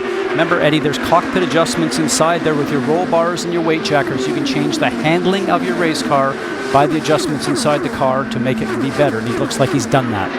And you know that when they set these cars up for the race, they can't get it right throughout the whole race, so you have to guess what the track is going to be.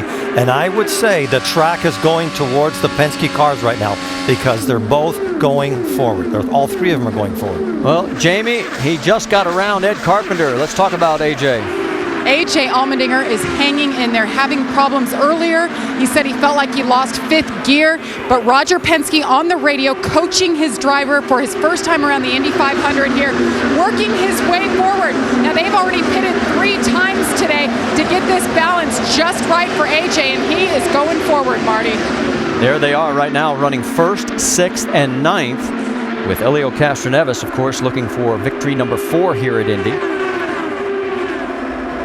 Coming down into turn number 3, holding station up front. This is about the most strung out we've seen the race so far today, guys. Consistently turning laps just shy of 220 miles an hour average, so probably about 226 going into the turns. Still a very fast clip right now for these drivers.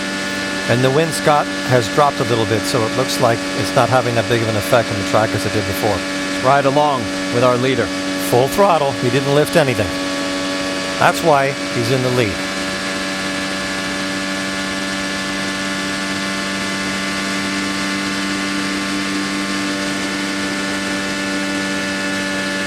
Again, full throttle. Well, by our calculation, we're about 10 laps away from pit stops, so we'll step aside right now and come back as we get ready as we're working lap 80.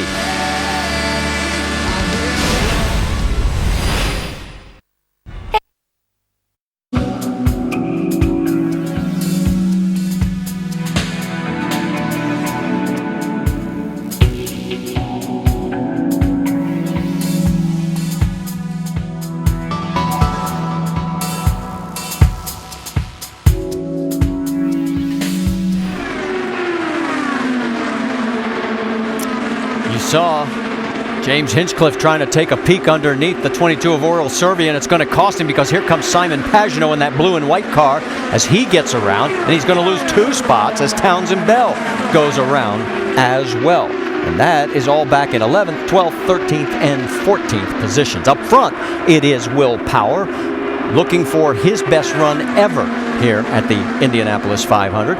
In second place, Tony Kanaan, of course, his good friend Helio Castroneves has won it 3 times. He's led this race 9 different times in the 12 races he's been in, but has never won, and you can see his best finish back in 04 in second place. Ryan Hunter-Reay looking for his first win as well, but Marco Andretti right behind his teammate, about to be passed by the man who is on the move, A.J. Allmendinger. He has not been in an open-wheel car for 7 years. So as he gets around Andretti, let's get an update on Marco's situation. This is the deepest we have seen him, Jamie Little. Yes, and surprisingly, he's staying calm on the radio, talking to Kyle Moyer, his strategist, and saying, hey, we're losing too many spots too fast here. Let's do a front wing adjustment on the next stop. But we're hearing and seeing a different Marco Andretti this year, Marty. He was very emphatic about that. He says, I've learned a lot about what I need to do differently to win this race. And so far, he has not put his car at risk, and we've seen him do that before. Checking in on Helio Castroneves, he is currently running in the 7th position behind E.J. Vizo and in front of Carlos Munoz. Of course, one of 2 looking for that elusive 4th victory. I don't think he's in difficulty. I think he might not be as well balanced with the car as he was in the previous runs, but he's just sitting in there and doing laps. And Munoz putting some pressure on him. Vince, what are you hearing about that 26? They've been very happy with the race car and particularly pleased with the way this young racer has handled the job today. They have not made any changes to the car the first couple of stops, but they are going to give him a little front wing the next time they come through in about 5 or 6 laps from now. And right behind those 2, as you see Munoz go low, he sticks it through and holds on to it. And he goes low again when he comes back. So he takes the position. And there you see Alex Tagliani in the blue car, and then right behind him in 10th position is Ed Carpenter. Jamie? And Ed Carpenter, you mentioned falling back in 10th right now. He just told his team on the radio what he thinks is happening. The car's just taking off a little bit out of 1 and 2 now. Back in more dirty air. Just a little light on downforce. We're back here. Hang in there. Hang in there. Let's try to stick with these guys here. Taking off means the front of the car is not gripping as much as it should.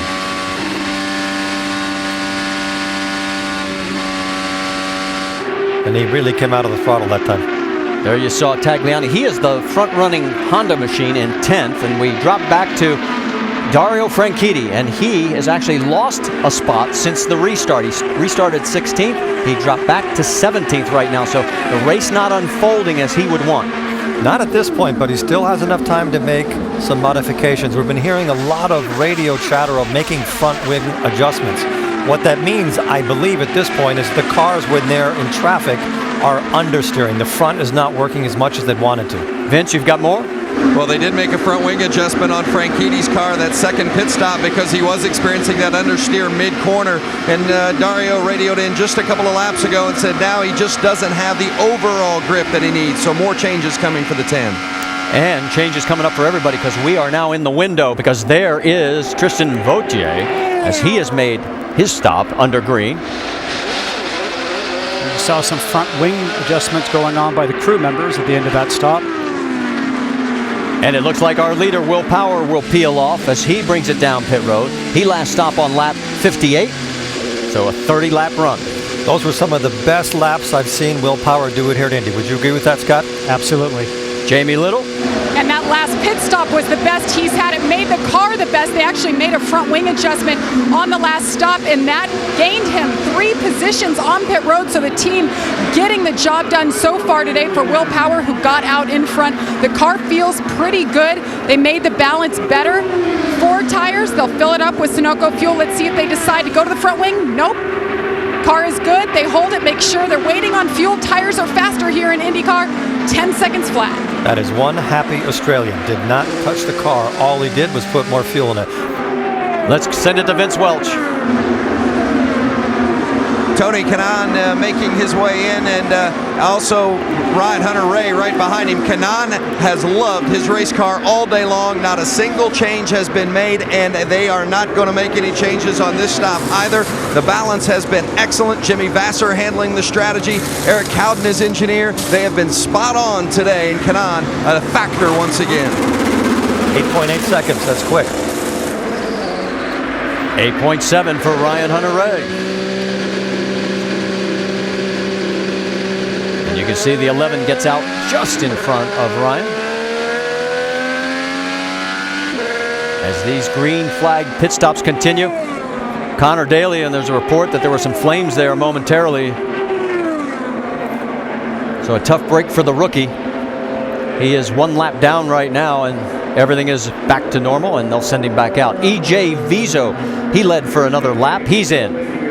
Jamie?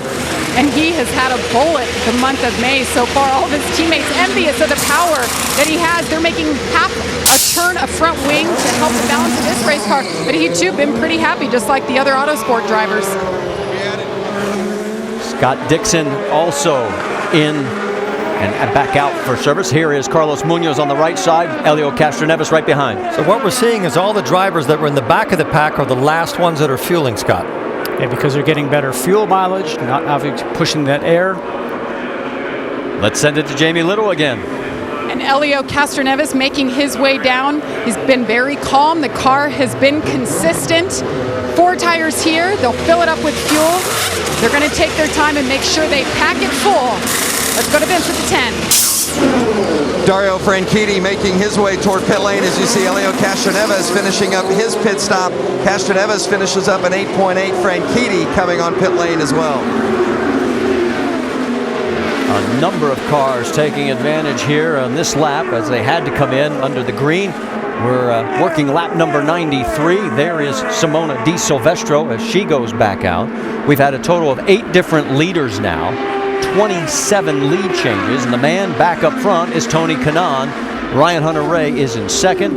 EJ Vizo is shown in third. You know, it's interesting, Marty, because Tony Kanaan, we know how good he is around the Indianapolis Motor Speedway, how close he's come to winning this event, but was not one of the fast guys in practice and in qualifying. Qualified 12th, didn't lead the leader chart at any given day, didn't really count on him as maybe being a leader, but right now he seems to be comfortable being able to run up front.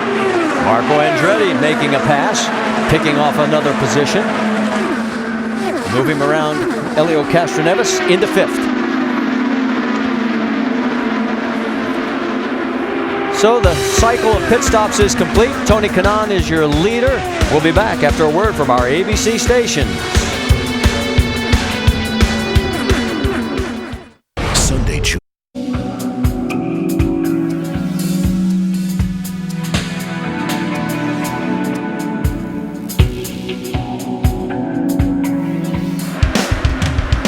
The Indianapolis 500 telecast presented by GoDaddy. Brought to you by Verizon. official wireless partner of the Izod IndyCar Series. And Sunoco, the official fuel of IndyCar. Back here at the Indianapolis Motor Speedway, Tony Kanaan is your race leader. Second place is A.J. Allmendinger. That's right, the rookie, his first time at the 500. As you see the stat on Tony, and look at A.J. take the lead. Jamie, what is going on with the 2-car? He looks like a rocket. He has come alive. What happened basically with this car, aside from the gearing issues, he said they just had too much downforce earlier, so they made some adjustments, freed that car up, and they're letting him drive. And look at him go to the front, Marty. We are approaching the mid-race point. Let's show you what happened during break when he went from 4th to 2nd. Gets a good run coming off of 4, a slipstream past Vizo and also Ryan Hunter-Reay. We've seen a lot of passes down in 1 today, Eddie, but pretty impressive when you get 2 guys at the same time. So that means he timed it correctly coming out of 4. Roger Penske knows how to pick his drivers, doesn't he? Well, I also noticed that when he took the lead, there was a lot of people standing up here clapping along the front stretch where our booth is, so that's nice to see. Did we add that he's an American? And a very fast one. One of 11 Americans in the race as we are now working lap number 100. Next time by, we will be halfway home in this year's Indianapolis 500. Ryan Hunter-Reay, the series champion, running in 3rd. Right behind him is E.J. Vizo and Marco Andretti, and Helio Castroneves just keeps lurking in that top 6. He has a lot of experience, and he knows what to do to win this race. I think he has a car that will bring him up farther, but he doesn't have any need to do that yet, Scott, so he's just staying back there. He hasn't fallen back too far, and he hasn't tried to lead, which I find pretty amazing. I think towards, in this next 100 laps, you will see him start to move his way forward. And we are now officially halfway. And that gives us a chance to take a look at the Mother's Race Rundown to get you caught up if you've tuned in a little late. J.R. Hildebrand brought out our first caution as he crashed on lap number 4. Just running a little bit high. The right side wheels were up into the grade. No grip up there. And our troops over in Kuwait, they were disappointed because he was running the National Guard colors. Then Andretti and Kanaan battling back and forth, swapping the lead between the two of them. They've led 31 laps. Takuma Sato spun it on lap number 57, stayed off the wall. That's a Danny Sullivan move, except Danny kept it going.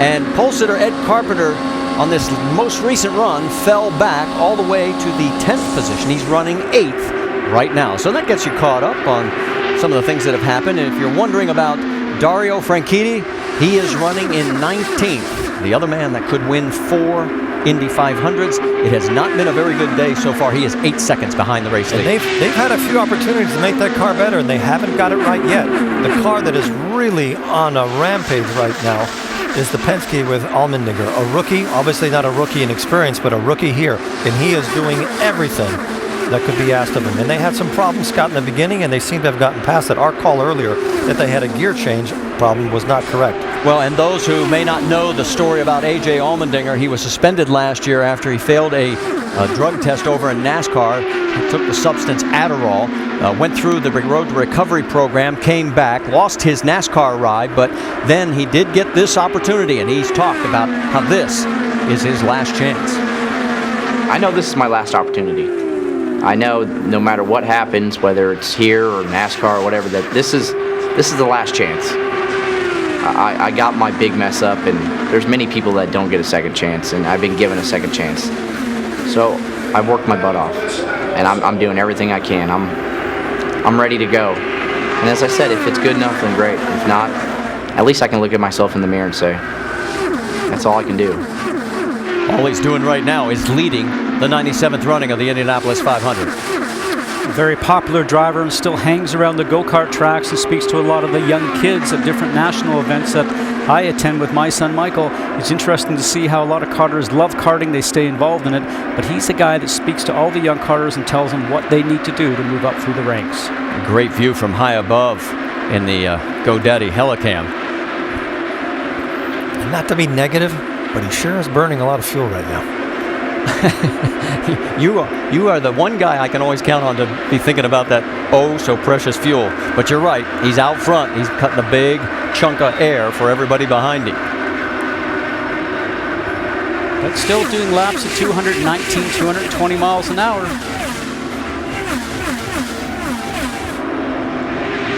So we're going to have to step aside for just a moment. You won't miss anything as we're working lap number 105 of 200. Our telecast presented by GoDaddy.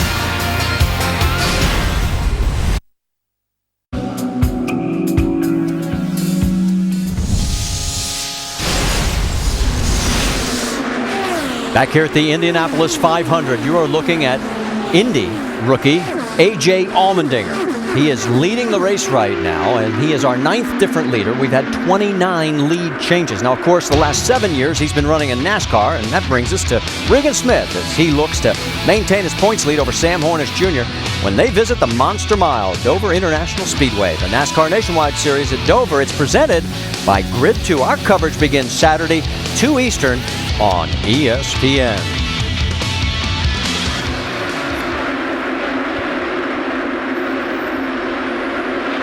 A.J. Allmendinger followed by Tony Kanaan, Ryan Hunter-Reay, Marco Andretti, and Helio Castroneves has moved into 5th place. Jamie Little, let's go up to speed.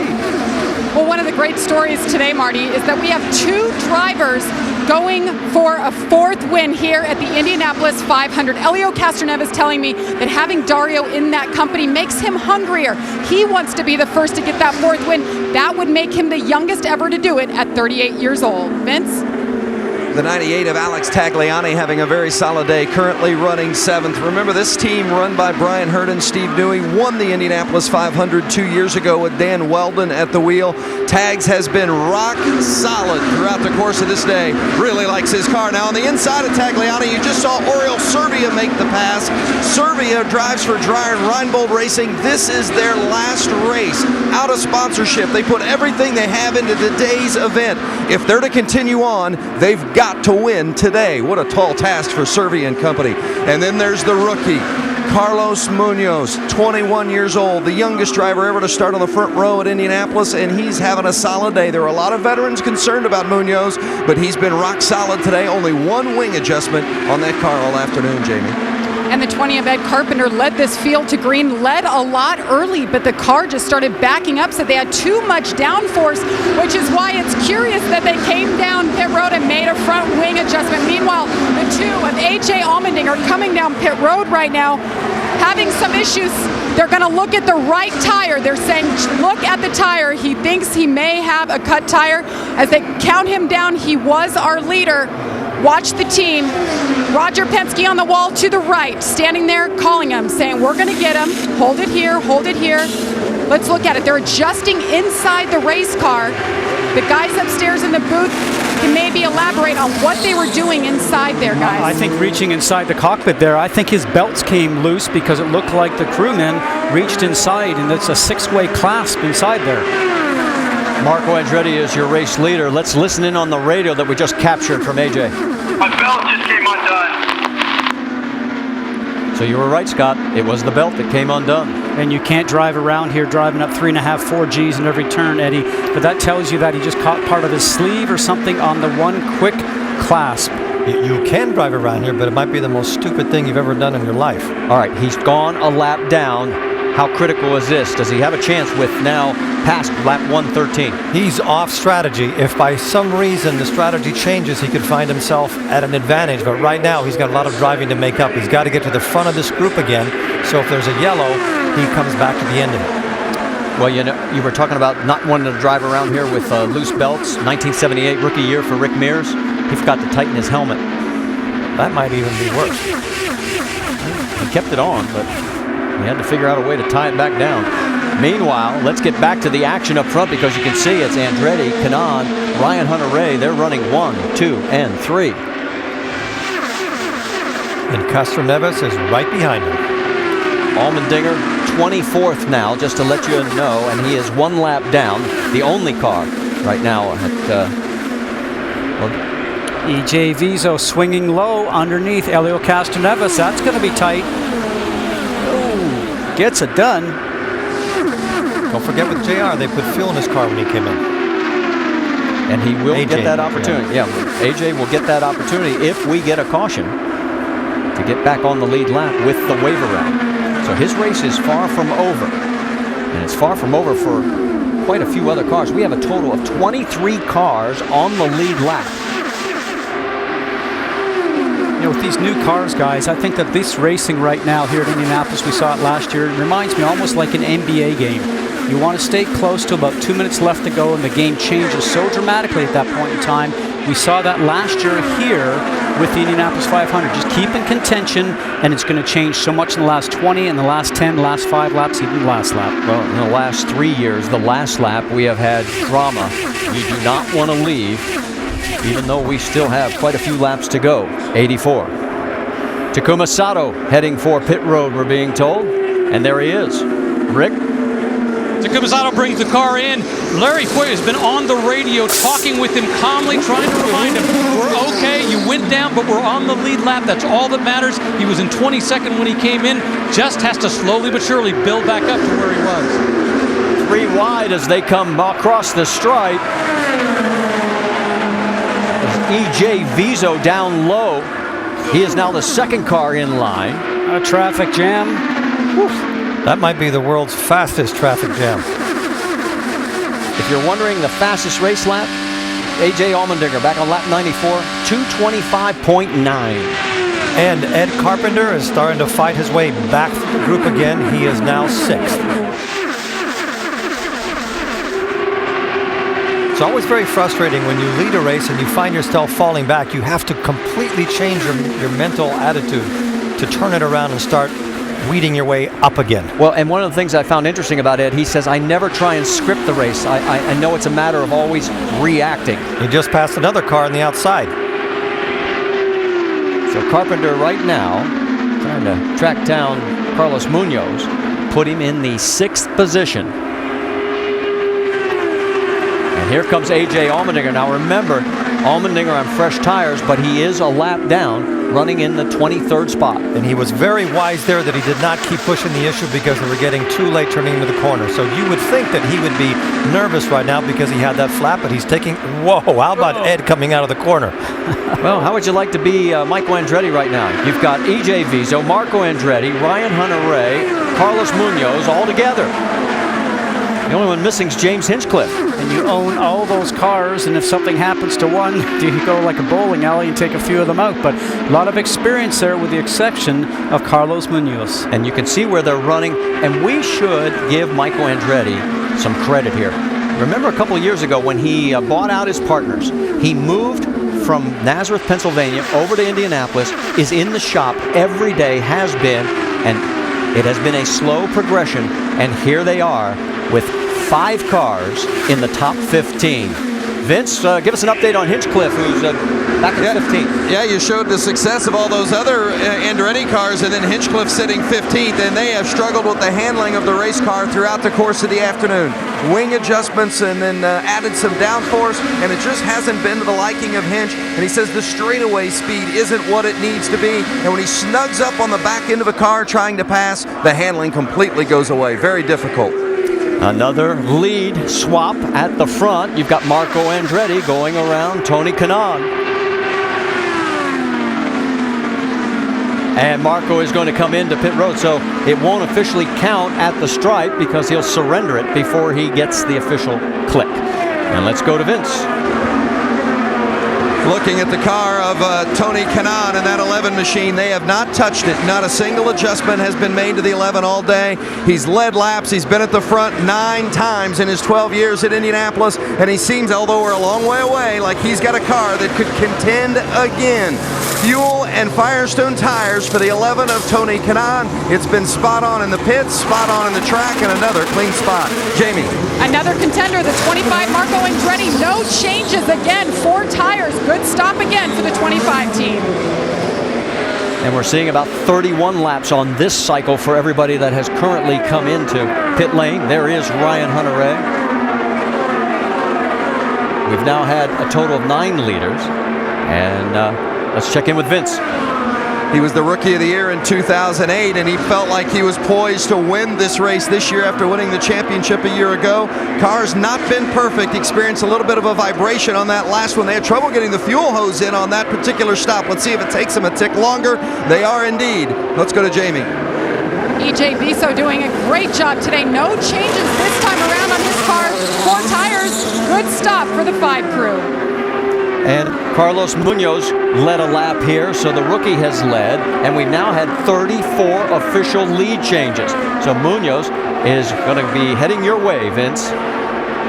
Carlos Munoz, 4 tires, and they're going to fill it up with fuel. And we documented how Munoz has come in here running his only IndyCar Series race ever. Up through the Indy lights, 4 tires and just a turn of front wing. Jamie?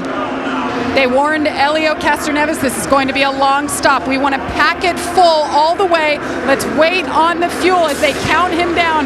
How tough that would be for a driver. 3, 2, and he's cleared. It's always fun trying to strategize with the captain. He is one of the masters at this. Packing it full with 77 to go. We'll talk more about that strategy. Now let's get to Alex Tagliani. He has been the best running Honda. Vince? Alex Tagliani coming in, being reminded, please hit your marks. They are going to make a slight air pressure adjustment on this 98. By the way, the 98, it's the 50th anniversary of Parnelli Jones' win here at Indianapolis when he carried the 98 on his car. Oh, how big it would be if they could take it back to victory lane today. Tagliani very strong in that Honda power. Dario Franchitti, you see him pulling away his car as he described it on the radio. Terrible. They made significant wing adjustment, front and back wing adjustments on that 10 car of Dario Franchitti. Townsend Bell led a lap. Now he is coming in. Rick? Well, Townsend Bell slowly but surely doing what he needs to do. He's been moving through the pack. The last time they checked with him, how was the car? His comment was simply good. Important to point out, he's got nobody on either side of him in the pits. Means he gets in cleanly and can get out cleanly. Interesting thing, very yellow car, just streaked with all kinds of black marks from tires all around it. Come on, Vince. There's the 27 of James Hinchcliffe. We've talked all day about how they've been struggling with the handling of this car. Let's see if they can get it better after some slight adjustments. A quick stop, 8.9 for Hinch and the crew. We have had 12 leaders, which ties the record. 37 lead changes, which has broken the record. And look at this action still going on at the front of this pack. Ryan Hunter-Reay, followed by Marco Andretti, Tony Kanaan, EJ Viso, and Helio Castroneves. There is Marco coming back out, checks the mirrors. Our telecast presented by GoDaddy.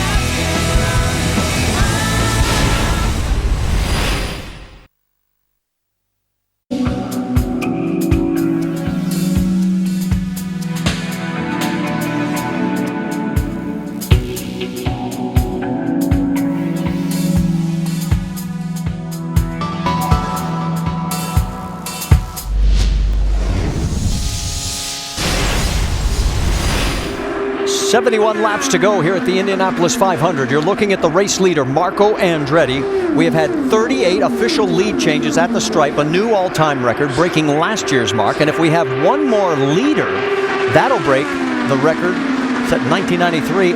It's currently at 12, and that's exactly a third of this field has led this race today. Tonight on ESPN, it's a National League East battle on Sunday Night Baseball. Justin Upton leads the Braves against David Wright and the Mets. It's Atlanta versus New York. It's tonight at 8. It's on ESPN. It's also live on Watch ESPN. So all the drama that we thought would occur has occurred. There has been constant passing up front, as you saw from the GoDaddy Helicam. Here comes Ryan Hunter-Reay around his teammate to take the lead. And in third place, EJ Viso with Tony Kanaan. Come down the front straightaway. Will we see another pass going into turn number 1? Looks like Marco's going to be content to just sit in second. Now, their teammate, James Hinchcliffe, he had a moment a couple of laps ago. He's running back in 18th, and he's lucky to be running at all. Oh, he's way too high here. As you see up in the gray, and he's been driving that car very hard, pushing into the turn, past the limit of the car, almost hits the wall, comes over to the left, almost takes out his fellow Canadian, Alex Tagliani. You can see how high he is. He doesn't want to get off the gas because he knows he'll cost himself spots, but watch it, the steering wheel comes out from his hands. Woof. And while we're doing that, EJ Viso says, hey fellas, I want to lead. He goes around Ryan Hunter-Reay. He's been hanging out there all day. It was his turn, I guess, to go out in front. All right, we showed you what happened to James Hinchcliffe. We told you he's running 18th. Vince, is his heart beating normal again? Boy, I tell you what, they say this race can be the most fun if you've got a good car, and it can be the worst if you've got a bad car, and I think it's one of those worst type of experiences for Hinchcliffe today. He's not been happy from the get-go. They've made constant wing adjustments, still can't get it there, and you saw what a handful he has. You gotta take your hands off the wheel. That really is a handful. I've never seen anybody do that coming out of 2 and still keep it running straight. Take your hands off at the car, figure it out. It's like riding a horse and letting it ride for a little bit and then jumping back on again. Well, the horse that Marco is riding just moved into second place around Ryan Hunter-Reay, and he closes in on E.J. Vizo. But it is Andretti Autosport running 1, 2, 3. Jamie Little. Well, Marco Andretti has been calm on the radio all day until now. The team telling him don't fall back farther than third place, but they're having him watch fuel, and it's making him frustrated, especially because his teammate E.J. Vizo is out in the lead. Too early to worry about that, isn't it, Eddie? It's too early to worry about it, but they are thinking, they're starting to count down. They're starting to think, what happens if there's a yellow? Well, and here's something we've been keeping track of this year, where the lead changes have taken place. Turn 1, 13, into turn 3, 6. Down the main stretch, 6, the back stretch 1. So it looks like, if we're looking ahead to that last dash, it looks like turn 1's your best shot. And I think that's a little function of the wind, because you have a headwind going into turn 1, so that means the car that's out in front is pushing more air than it generally would, allowing the car from behind, which is Marco Andretti right now, to get a good run from the car in front, pushing the wind and slingshotting out. And let's remember, turn 1 is the first corner you get to on the restart on that final rush to the end. Look at the right side of your screen, the fourth car. That is A.J. Allmendinger. Now remember, he has stayed out. He's about 9 laps off sequence here, Jamie Little. Yes, he is. He came in at lap 112 because of his seatbelt coming loose, so they were able to fill it up and put tires on. So this last sequence, everybody else pitted, a change for the lead once again. Ryan Hunter-Reay to the point, but back to A.J. Allmendinger. So right now they're saying he's going to have to come in and pit around lap 142. He's in good position right now, sitting 5th. He's going to hope for a caution, Marty. Well, A.J. Allmendinger's moved up to 3rd, Jamie. That's how quick he is right now on this racetrack. He has a very strong race car. If we get a yellow right here, he's definitely back in the mix. He's definitely back in the mix, but the driver that's showing the most restraint and the most discipline of this group, I think, is Marco Andretti. Obviously, we heard that he was frustrated because he's falling behind, but he's starting to save his fuel. There's one other guy that showed a lot of restraint as you look at Allmendinger going for 2nd. That is the man back in 6th, Elio Castroneves. He's the only one in the top 8 drivers that has not led a single lap today. So Elio just playing the patient game. He is cruising in 6th. Meanwhile, A.J. Allmendinger is saying, I got the pedal down, and here we come. Now, the reason he has to get to the front, if there's a yellow, he's back again. So A.J. Allmendinger comes back after a setback on pit road, and he is in front over Ryan Hunter-Reay, Marco Andretti, E.J. Vizo, and Tony Kanaan. We'll be back after a word from our ABC stations.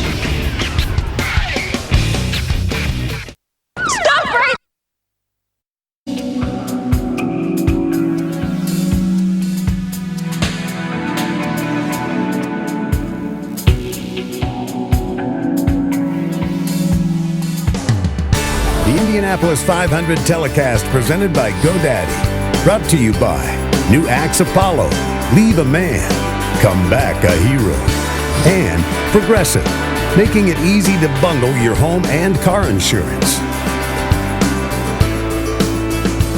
And back here at the Indianapolis 500, A.J. Allmendinger, in his first appearance ever here at the Speedway in an open wheel car, is leading, but he has, he's got 10 laps over the rest of the field. He pitted 29 laps ago. Ryan Hunter-Reay pitted 19 laps ago. So right now he might be hoping for a yellow, but he is running very strong out front.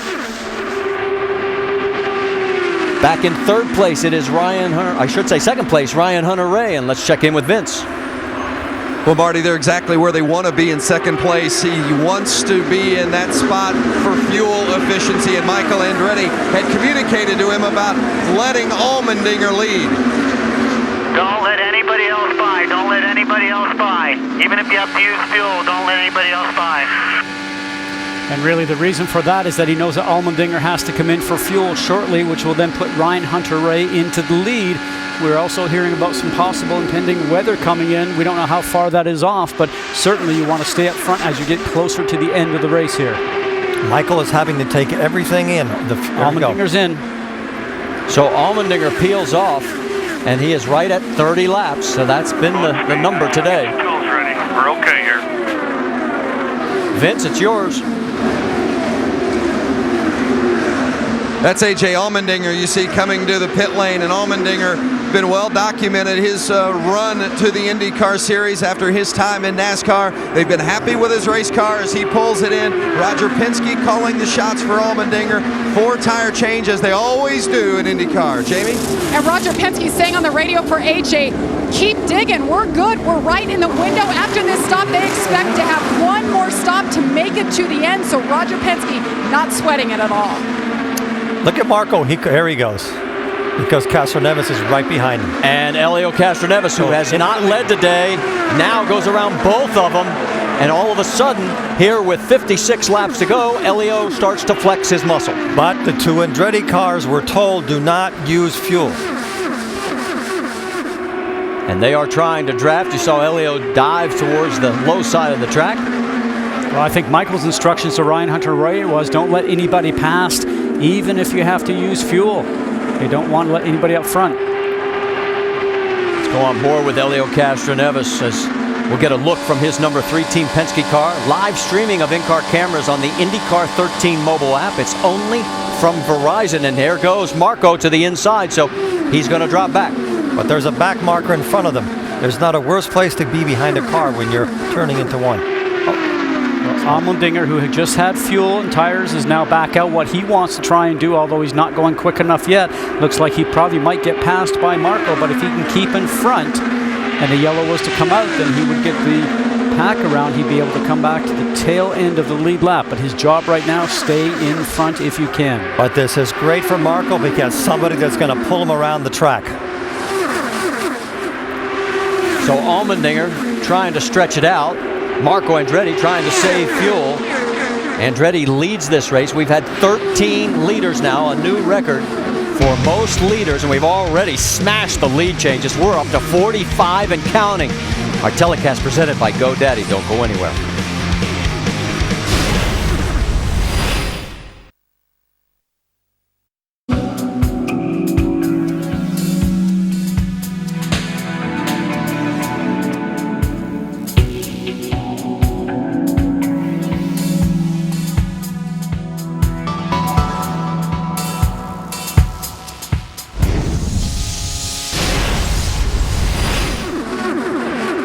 A record-setting day again here at the Indianapolis Motor Speedway. We said we were going to write some history. Look at this. 13 leaders, a new record, and 45 lead changes, and we still have 50 laps to go. Marco Andretti up front. Jamie Little has more. And the team looking at their fuel calculations just moments ago, they told Marco, we're going to turn you free. Go for it. Dig as deep as you can for the next few laps. He went right to the lead, and here he comes down pit road. And that's exactly 30 laps since his last pit stop. So 30 seems to be the magic number for the Chevys. Jamie? And Marco gets the countdown. This is what their planning will be. The last stop of the day. They want to make it count. His team has been getting the job done today. Now they're telling him, come into your box clean. No mistakes. This race can be won and lost on pit road. And today they've been flawless. 4 tires. They'll count them down, fill them up with Sunoco fuel, pack it to the end because they're going to be right on the mark. A clean stop once again for Marco Andretti. I like the way this is playing out right now because if we are at 152, if you add 30 to that, we're at 182. That means the last 20 laps is going to be a flat-out power race without having to worry about fuel. Ryan Hunter-Reay is peeled off and heading your way, Vince. They've made some adjustments on this car throughout the course of the day, but right now he likes it. He says it's really comfortable. They reminded him to warm up the brakes before he came in, hit his marks perfectly. The fuel probe is in, tires being changed. A big stop for Ryan Hunter-Reay trying to stay up front here at the Indianapolis 500. They are down and away in just over 10 seconds. Sebastian Bourdais, Oriol Servia, several other cars, as you can see from that long view, have made their pit stops as well. The list includes Ryan Briscoe, Graham Rahal, and Simona Di Silvestro. And I see Ed Carpenter on pit road. There's EJ Vizo as well as they make their way. And Tony Kanaan. Vince? For Tony Kanaan, it's been a perfect kind of day. Just the kind of car you want here at Indianapolis over the course of 500 miles.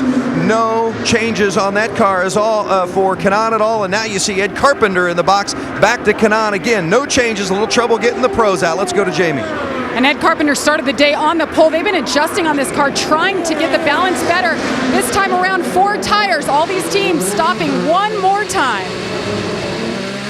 Carlos Munoz has stayed out. It's been 30 laps since his, in fact, now 31 and counting. So the rookie. And EJ Vizo has stalled on pit road. And this is costly this late in the race. We'll take him out of that lead group for certain as we saw Helio Castroneves come into the pits. Jamie Little. And meanwhile, Helio Castroneves, he has been silent on the radio. That tells you how good this car is. He hasn't even started getting racy yet. Another clean stop here, 4 tires. They'll fill it up. Little slow on that right rear. You saw it cost him some time. Meanwhile, the 12 of Will Power is in. They were actually the ones slow. That's his teammate. Cost him a little bit of time. Meanwhile, Munoz is in. So Carlos Munoz goes 32 laps. Vince? Carlos Munoz had never done live pit stops before today's Indy 500. How difficult must that be? Slides it into the box, hits the marks perfectly. He's been spot on every time he's come to pit lane today. No trouble so far getting the tires on. A little bit slow on the right front, but it's a clean stop in .1 for Munoz. And there's the new leader, Scott Dixon. 14 different leaders, 48 lead changes. Scott Dixon now up front, and this is lap number 33 as he finally comes in. So he gets 3 extra laps. Whoa, and he's got to slow it down to 60. Vince? They have made major changes to these race cars, both his and his teammate Dario Franchitti today. On their last pit stop, it was front wing and rear wing adjustments. Neither have been happy with the balance of their cars or the straightaway speed. So Dixon comes in, Franchitti is just behind Dixon. You see the two of them pitting side by side, dealing with significant struggles. Front wing adjustment for the 9 car of Dixon. He is away. A slower stop for Franchitti, and he comes through the box. It has not been a good day for Dario Franchitti. Our leader right now is James Hinchcliffe. He peels off and he'll stop 32 laps. Vince, he's coming your way. Boy, James Hinchcliffe, what a day he's had. You know, you guys talked about it earlier when he had to take his hands off the wheel. His car was so crazy. They've been dealing with it all afternoon, making significant changes. George Klotz handling the strategy between the engineering team on this 27 car and the driver himself. It has been a handful. Constantly trying to make those wing changes. Another wing change there you see in the front. And the fuel is in. Hinchcliffe is getting away. A nice, clean, and fast stop for Hinch. And guess what? We've got another battle for the lead up front. It is Marco Andretti and Ryan Hunter-Reay. Andretti has the spot. So great work by all the pit crews. We have seen very, very few mistakes and nothing on the major side like we have in the past. The drama still continues to unfold.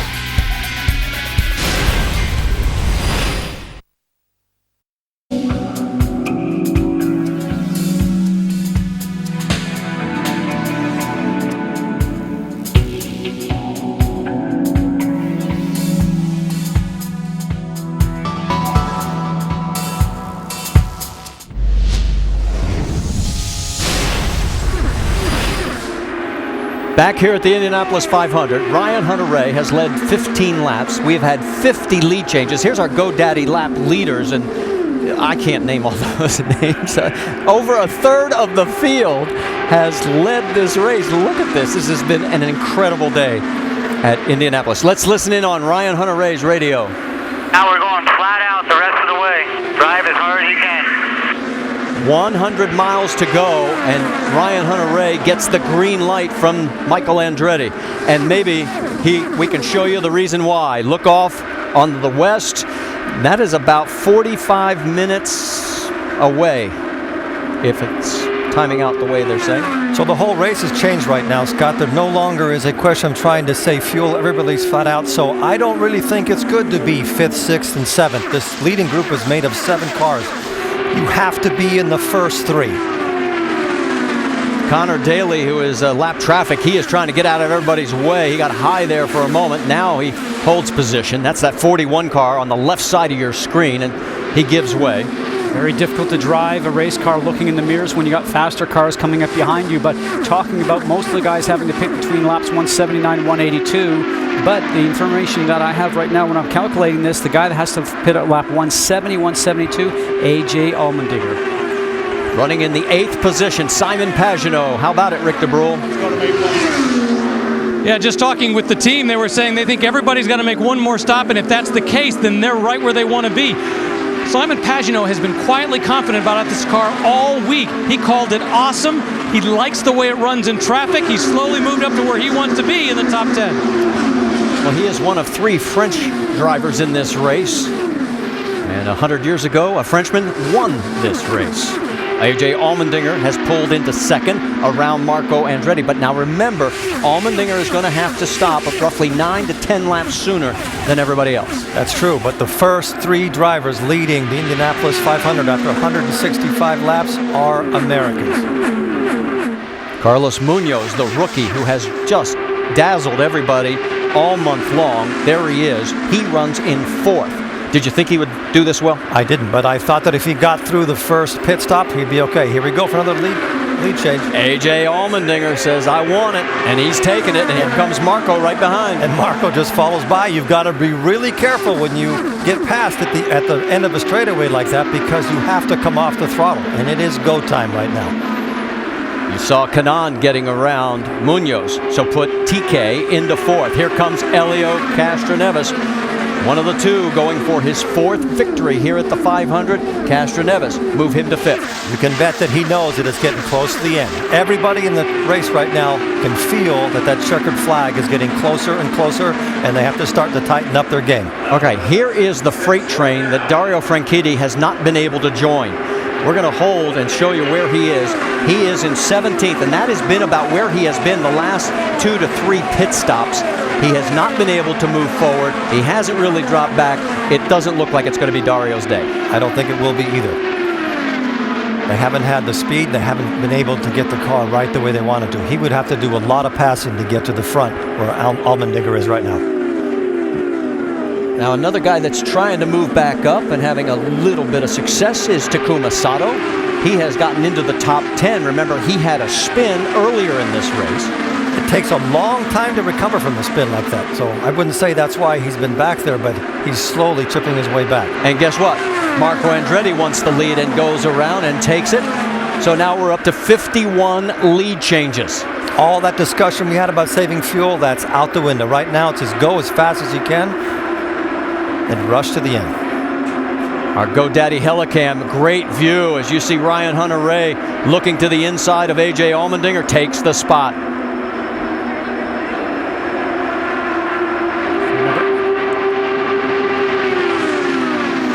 So Andretti opens up about a 4/10 of a second lead. Jamie Little, what are you hearing down there? Yes, and as Marco Andretti continues to lead, the team is talking strategy. You could use more fuel, but whatever you want to do, we're plenty good here. I just don't want to fall back. So, of course, they're talking about use everything you've got. They've got a plan. They want to come in with about 20 to go, and they said they're going to trim it out. This is going to be good. So trim it out means they're going to take some downforce off the cars. Ryan Hunter-Reay goes around his teammate, Marco Andretti. Vince Welsh? You see the 98 of Alex Tagliani, and he actually brushed the wall, so they're going to make a quick look at that right rear and just make sure everything's okay. Now you see there is a bit of an issue. It's actually the second time he's brushed the wall today, and they're going to have to take a look at it. You can see that's not a good sign, Marty. Yeah, and he's outside the window. He had pitted just 12 laps ago, so it doesn't look good. Townsend Bell is back on pit road. He's going slow. See his steering wheel, how bent that is? Oh, here's the reason why. Oh, he just brushes it. That was brilliant driving, though, catching it like that. Let's go on board. That's what we call a moment. Down by the white line, all good. A little twitch, which means the back end of the car is loose. Collects it the same way that James Hinchcliffe did. Going through the grass at that speed's not something you want to do, but a great recovery. All right, Ryan Hunter-Reay had the lead. Here comes Marco again. Wow, what a race. This is so good right now. We're going to go side by side. Thank goodness we have it. You won't miss a thing. Andretti out in front in Indy. When I travel for business,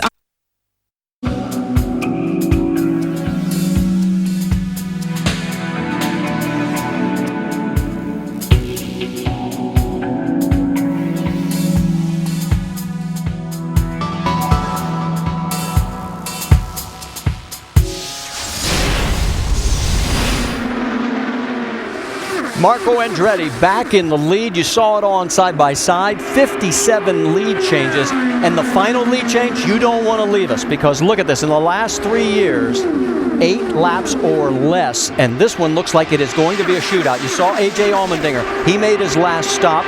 He had 27 laps to go. He can go the distance. Everybody will be able to go the distance. And this is what the fans want, isn't it? And they've turned the fuel mixture to full power, Scott. They're not doing anything but trying to go as fast as they can. Allmendinger has pitted. He's good to the end, as you mentioned, Marty. This group that we're looking at now, we expect about lap 180, give or take 1 or 2, will be in. Takuma Sato has made his final stop. Let's send it to Rick.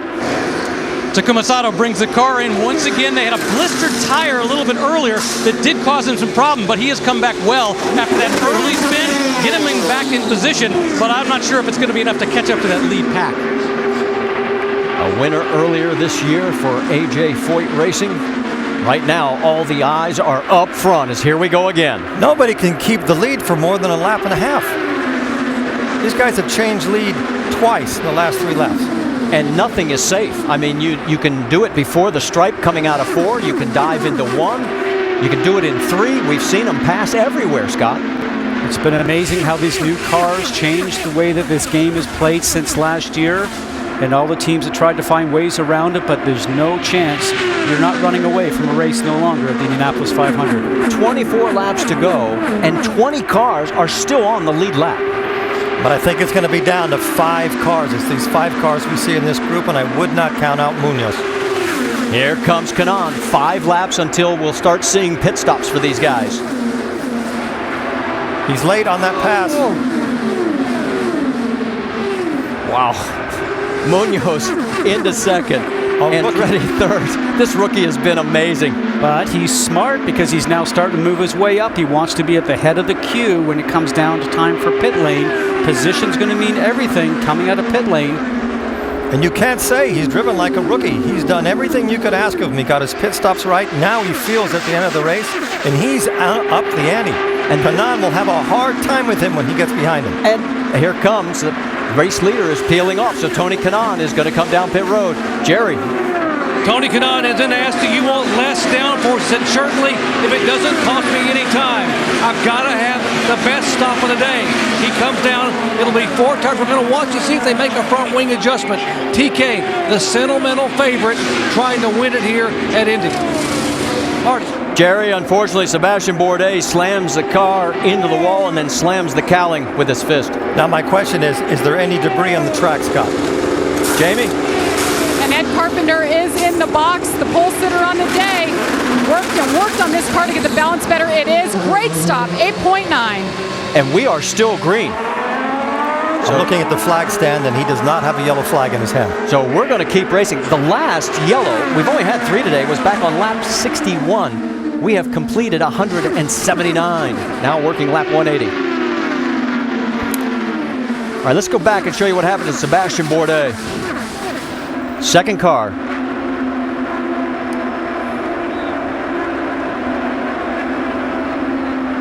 Just locking up the brakes on the way in, crashes by himself. That's why he was so mad when we saw him pulling him to his pit box.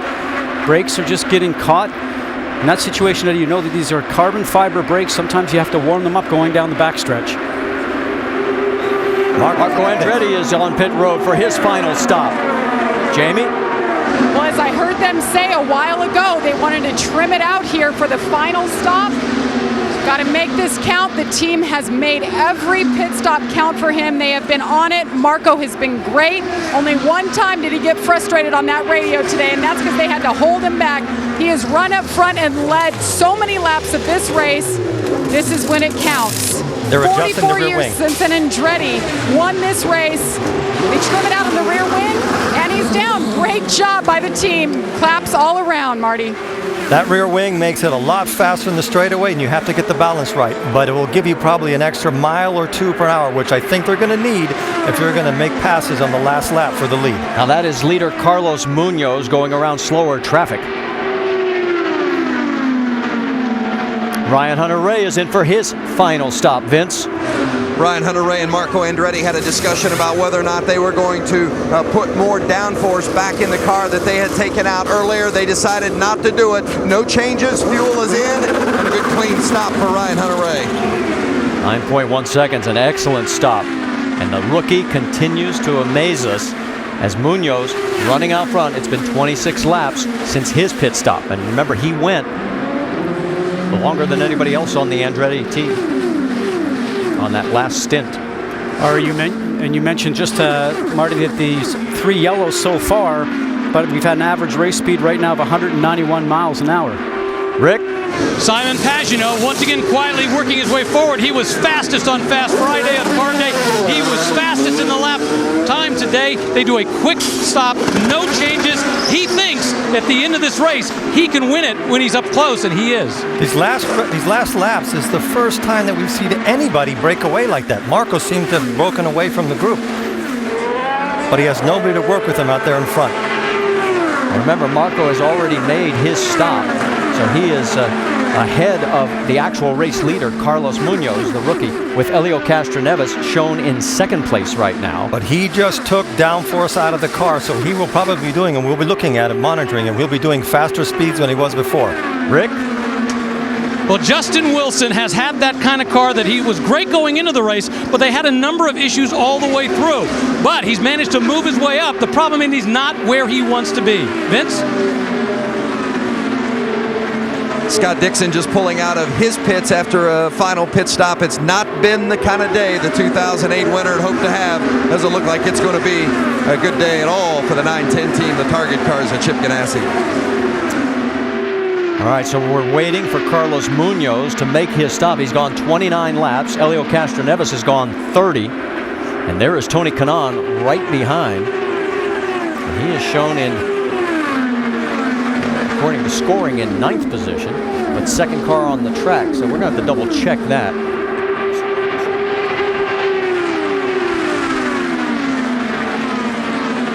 All right, here comes Munoz. You got a clear pit all the way down. You heard him? He's clear all the way, 60 miles an hour. Vince, he's heading your way. Again, reminding him to get some temperature in his brakes. Remember, as we told you before, this is the first race he's ever done live pit stops, and he's been great in getting into the box each time perfectly, not too close to the wall. They said they need one more good one from him. Overshoots his marks just a little bit. Fuel is in, the tires are going, and let's go to Jamie. And Helio Castroneves has been very smooth and consistent today. They will take 1 degree of front wing up. There's the change right there. 4 tires. Meanwhile, Will Power in the 12 car ahead of him. They both say it's time to get racy, boys, and a little bit of contact on the exit of pit road, Marty. Munoz gets out ahead of Helio with Will Power third in that line. And they'll come back out onto the track. It means that James Hinchcliffe has cycled through to take over the race lead. He is due for a pit stop. 63 lead changes now. That's an insane number of lead changes. Let's go back and show you the race off pit road again. Carlos Munoz, the rookie on the right-hand side, does a little evasive maneuver as Helio Castroneves gasses it, tries to come out in front. Another view head on. I mean, as a driver, you leave the pit box here, the back end sliding around, you are just calculating where you can fit in, and Helio did a tremendous job not to take out Munoz. James Hinchcliffe still your race leader, and Dario Franchitti is shown 1.9 seconds back in second, but he also has to pit. And both these guys, it doesn't look like it's going to be either one of their days. We've talked about that. We felt that talking to both Dario and Scott this month, that they just didn't seem like the car was working that well. Wasn't in the track getting grip. It seemed to be on top of the track. Well, they did look good on carburation day on Friday. Here comes Hinchcliffe peeling off for his final stop. Now remember, because he's been out there longer, they can make a quicker stop. They'll need less fuel. So when all this filters through, Hunter Ray will be leading. Vince? Reminding him to hit his mark. So you talked about finding the sweet spot. They just haven't found it today. If they're going to have the car to get to the finish, something's got to change. And Hinchcliffe, he says the hardest part's getting to the end and not making any mistakes, but they haven't had the car to do it today. We'll see what they do in the final stint. Fuel probe is in, tires being put on, and Hinchcliffe making his last stop in the 27. 7.5 seconds, an excellent stop, and you saw on the right side it was Tony Kanaan getting around Ryan Hunter-Reay, but here comes Ryan trying to return the favor. Oh, and look behind him. 3 more cars going after it. The track is getting narrower and narrower, and all that politeness we saw in the beginning is going out the window. 12 laps to go here at Indianapolis.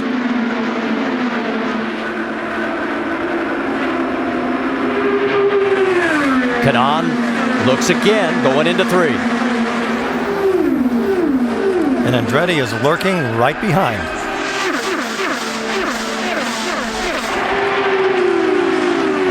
Years of frustration for Tony Kanaan. He's got the race lead. Don't know if he can hold on to it. But if he wins this race, you're going to hear a roar from this crowd.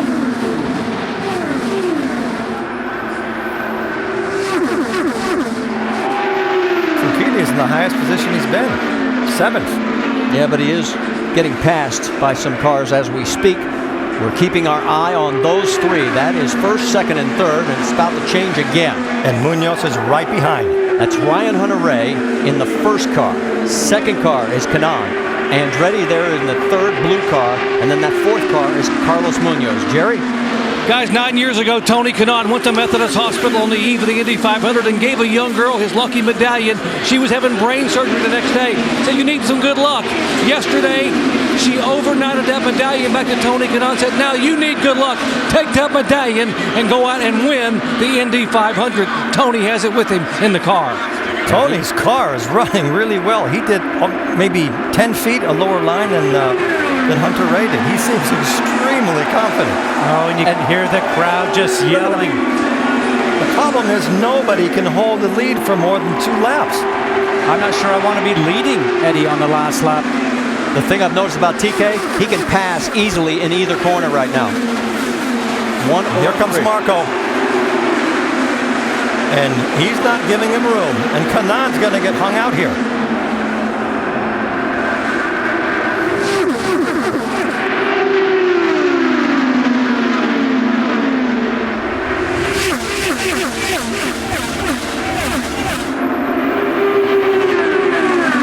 Munoz on the right side of your screen, and that yellow car, he goes around on the outside of Marco Andretti.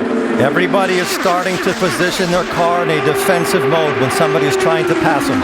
And it's going to get tighter and tighter with every lap that passes. And here goes Kanaan. He's even doing it down the front straightaway. Who's going to lead at the stripe? Hunter-Reay? No, Tony Kanaan, the official leader.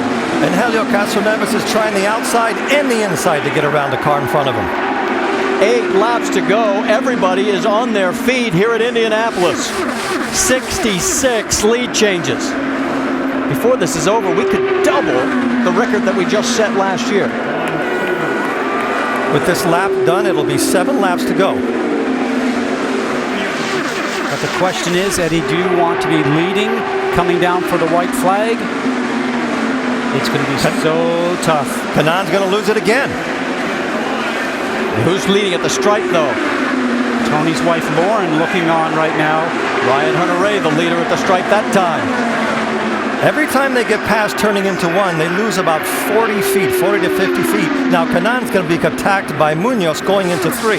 I think Munoz has the fastest car right now because he seems to be able to place it where he wants to. The timing for a rookie, though, is going to be... Whoa! Trouble back in the pack and contact into the wall, and we're going to have a caution as Graham Rahal has tagged the wall. Yellow, turn 2. Now we're going to see how this restart works. Well, if we get that far, remember, Tony has lost a couple of 500s because of yellows. Dad, I was trying. I lifted. The thing just got mid-corner and snapped huge. I'm sorry. Nothing I could... You heard Graham. I tried to lift. He apologized. Here's what happened. We've seen a lot of that today. And you know, Eddie, when that happens, you're trying to catch the car. You get behind it on the steering, and then at over 200 miles an hour, you just become a passenger, which is exactly what happened to Graham Rahal. His 6th Indianapolis 500, the 3rd time he has crashed out. It starts here.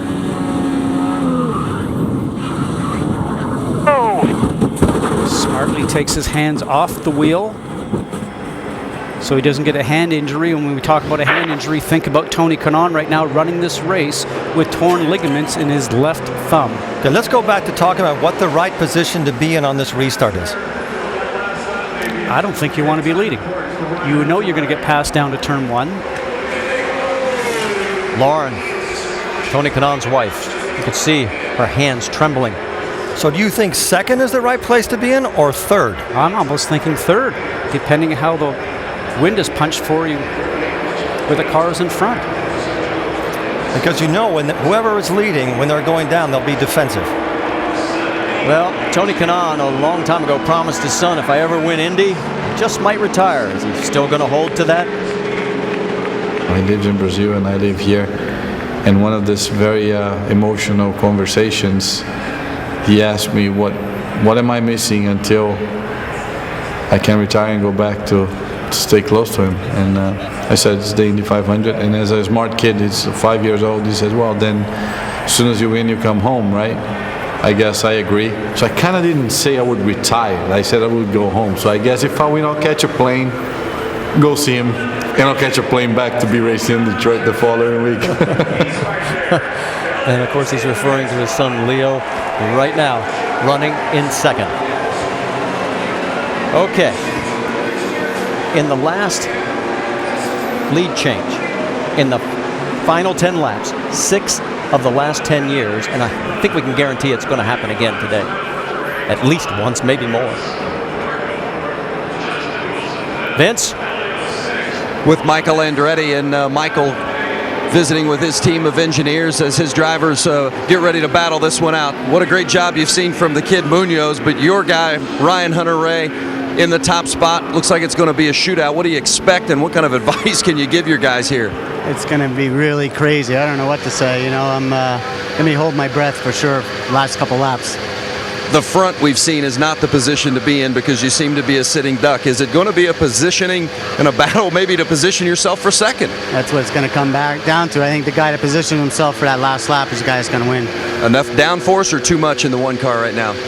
No, I think we're about right. I don't think we could trim any more, so I don't think so. Jerry? With Jimmy Vasser. Jimmy, does TK have enough left up for the restart to hold on? He's got everything he's had all day, and he's done a great job with the car. And, doesn't get any more. You hear the crowd; they're pulling for him. So we got the best guy for the job. We'll see what we got. Tony Kanaan has got to be the sentimental favorite. Everyone knows how much he has sacrificed to be here now in his 12th try. He has come so close, he may have a shot to finally win it today. Passes for the lead today. Turn 1, 20 of them, 13 on the front stretch. Oh, well, is this going to be good? The top 5, Ryan Hunter-Reay, Tony Kanaan, Carlos Munoz, Andretti, and Justin Wilson. Yes, he's in the top 5. None of them have ever won at Indianapolis. Let's listen to Tony's radio. Well, boys, I'm going to go for it. It's going to be all or nothing. Copy that, big guy. So on the restart, does Kanaan and Ryan Hunter-Reay get into it, giving an advantage coming out of 2 down the backstretch to Carlos Munoz, when he might be able to get a slipstream going into 3, and then a rookie's leading? This is going to be great, guys. 2 last lap passes for the win in 96 Indy 500s, both in the last 7 years. Sam Hornish and Dan Weldon. All right, we are going to set the stage for you, and then we're going to let you just enjoy it, because this is going to be really something. Ryan Hunter-Reay, Tony Kanaan, Carlos Munoz, that's your top 3. Then it is Marco Andretti, Justin Wilson, and don't count out Helio Castroneves. He is running in 6th with A.J. Allmendinger 7th. Sit back if you can. We're on the edge of our seats. Here we go.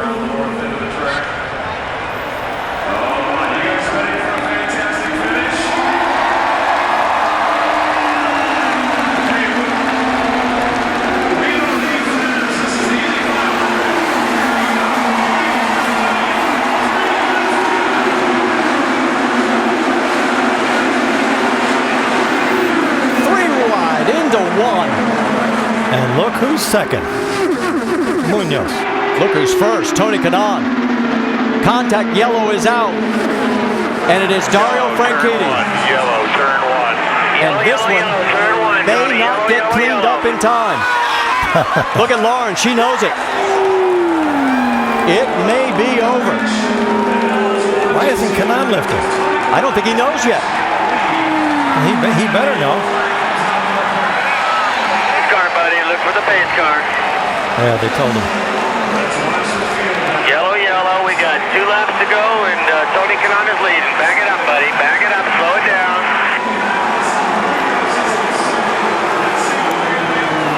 Absolutely amazing for Tony Kanaan as he makes the move. And you heard him say it's going to be all or nothing.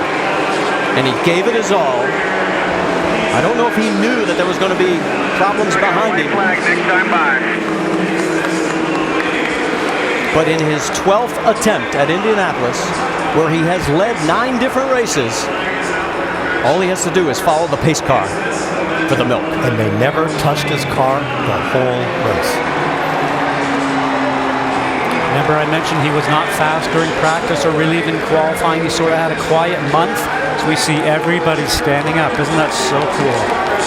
He's having flashes of memories going through his head now when he was racing go-karts and how many accidents he's had. It's so great to see this. Let's listen to the crowd as he comes around 4.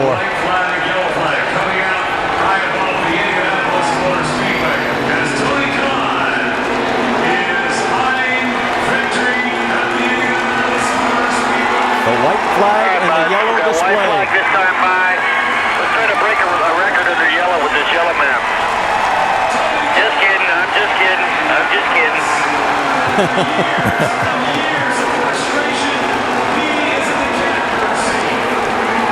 At the beginning of our broadcast, we talked about the friendship between Tony Kanaan and Helio Castroneves. And Tony said he's got 3. I don't have any. He's about a half a lap away from having his first. Let's go back and show you what happened on the restart. We talk about Ryan Hunter-Reay, the leader. Whoever that is a sitting duck. One car goes low, one car goes high. And there was no way he was going to give up that corner. What also is amazing, the rookie Carlos Munoz is going to finish second in an outstanding performance. Ryan Hunter-Reay will come across the line in 3rd. You think he was drying out his eyes there, Scott? Absolutely. Raising his visor. Probably just trying to get the tears out of his eyes so he can stay on the track, see where he's going. This whole place is standing up. Buddy, you're the man.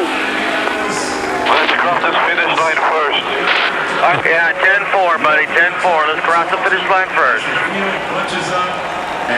Wife Lauren, as he makes the turn out of turn 4. after years of frustration, the satisfaction of knowing his name will go on the Borg Warner Trophy, the winner. It was something Ben's an already medal after all, man. I love you, brother. Great job. You're now a winner of the Indianapolis 500, my friend. Great job, Tony. Thanks, guys. Thank you. Thank you. Thank you. Eric, it's ours, man. It came a long time. Thank you. An absolutely unbelievable race today. As let's hear from the happy wife. How about it, Jerry? Lauren, he did it. He did it. His dream came true. He did. Oh man, Tony is so humbled by this place every time. I know he's going to be so grateful for this day for the rest of his life. These guys, Eric and Matt and Jeff and all these 11 guys have been behind him for this for so long. This is such a huge team victory. Lauren Cannon said he dreamed about it. He prayed about it. And last night he saw it. It was going to happen. You heard him on the radio. I'm going to win it or else. And he did it. You could see the agony in the eyes of Michael Andretti. He brought 5 cars here. They finished second. They finished third. They finished fourth. But they missed that all-elusive #1 spot. Yes, they did. They had an almost perfect month. The quest for 4 will have to wait another year for Helio Castroneves, who finishes 6th, and of course for Dario Franchitti, who is unofficially listed as 23rd. Let's talk to Jimmy Vasser. How about it, Doc? Jimmy, you told me he had what he had all day long, and then on the radio he said it's win or else, and he won it. Your thoughts? Yeah, he's just awesome in those situations. He was great all day. All credit to the team, all the people that come on board to make this happen. Hydroxycut, Mauser, all the sponsors. And Alex Zanardi brought us a little luck today. He gave us, I don't know if many know, but he gave us his gold medal from London, and he said, rub this all over the car. It has special powers. And Tony took the medal in his motorhome for an hour, and I can't believe it. Indy 500, awesome. Hey, go to Victory Lane. I think this guy's going to be crying. There you go, thanks. Jimmy Vasser, guys. He mentioned Alex Zanardi. Of course, Zanardi lost his legs in a crash. There he is in the foreground. That's Max Pappas sitting right alongside of him. Zanardi lost both his legs in a crash over in Germany back in 2001. Has gone on to win 2 gold medals in the Paralympics. He has been an inspiration to everybody. Look at Pappas. They're both as emotional as Cannon is going to be. They're all very close friends. It is the emotion in this circuit right now is unbelievable. You know, I think of Tony telling the story that when his father was dying at a very young age, he said to him on his deathbed, he says, keep racing, take care of your family. And that has stuck with Tony all through his life. And he did that with a really bad thumb today, didn't he? I don't think he's feeling any pain in that thumb. No. That thumb probably feels good right now. He makes the turn towards Victory Lane. Great champion. They will be celebrating in Brazil tonight. The 38-year-old from Salvador, Bahia, Brazil. He may not be able to see Victory Lane for the tears in his eyes.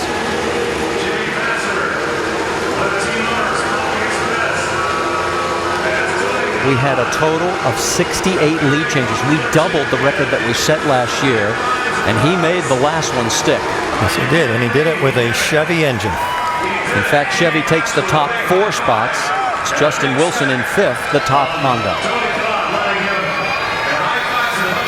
Well, he's made it to Victory Lane. We're going to sit back and let you soak it all in as we are as well. You should see the emotion breaking out right now.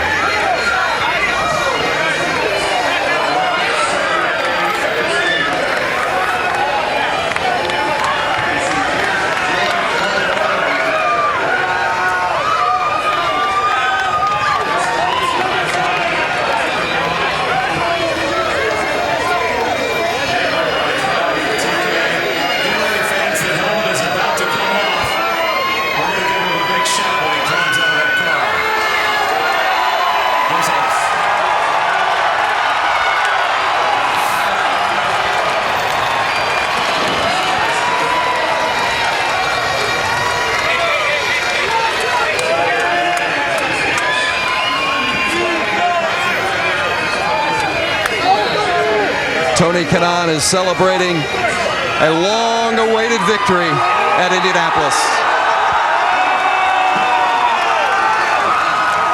The Borg Warner wreath placed around his neck.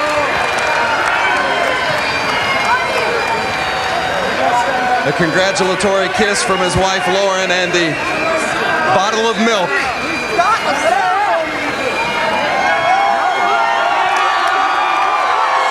He has waited so long to taste the milk at Indianapolis. Tony, it's been 12 years. You've waited so long. You've been so close. What made the difference today? I got a little bit of luck today. And again, it's for the fans. It's for my dad that's not here. And but mainly for all of you guys. I mean, I was looking at the stands and it was unbelievable. So, man, I can't believe it. You got a good luck medal returned to you that you had given away 9 years ago to a young lady that was ill. You got a visit from Alex Zanardi this weekend. It's right here. You got the medal that the young lady gave you.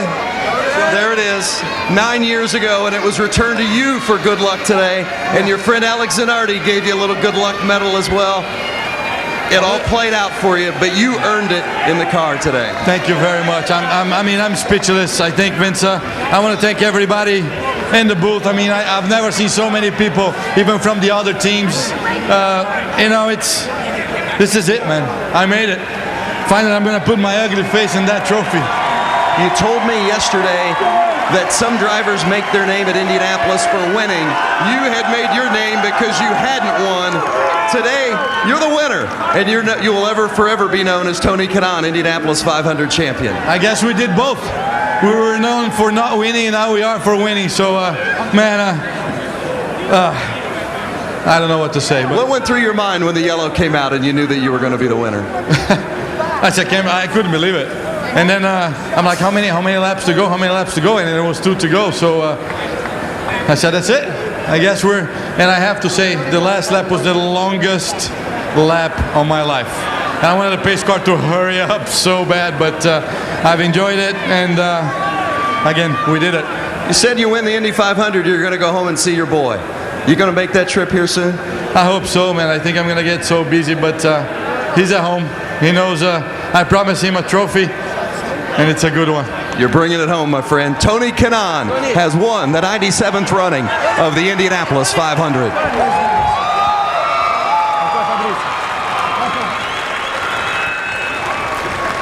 33 orchids, 33 checkered flags in that wreath. As he will cherish that as much as you cherish yours, Eddie. Yes, I'm so enjoying this right now. Every go-kart lap he has ridden, every race he has raced has been aimed towards this Indy 500 win. And he said it best. I won it. I'm here. Let's check in with Jamie Little.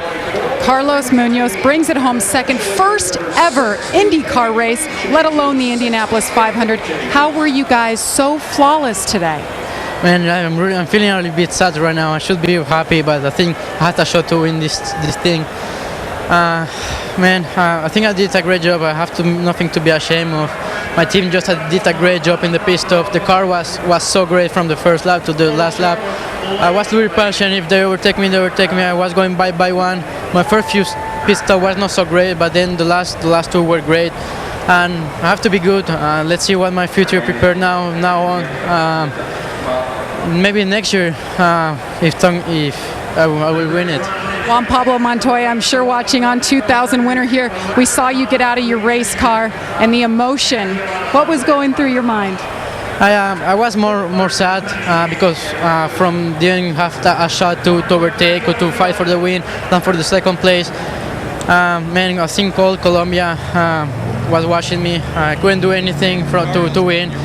And it's all respects now. I know how it feels to a 500. All respects to Juan Pablo. Man, this race is really difficult, and I have to thank again all my sponsor, Electric, Colombia, my family is here, and all the support. All the Colombians have been here.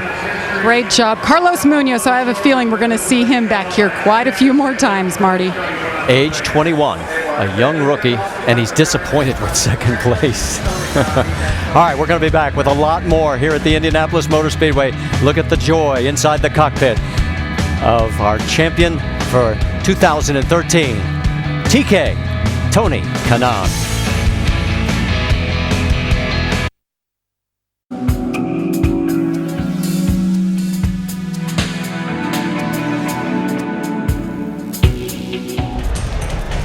The Indianapolis 500 telecast presented by GoDaddy, brought to you by Sunoco, the official fuel of turbo, in theaters July 17th, rated PG.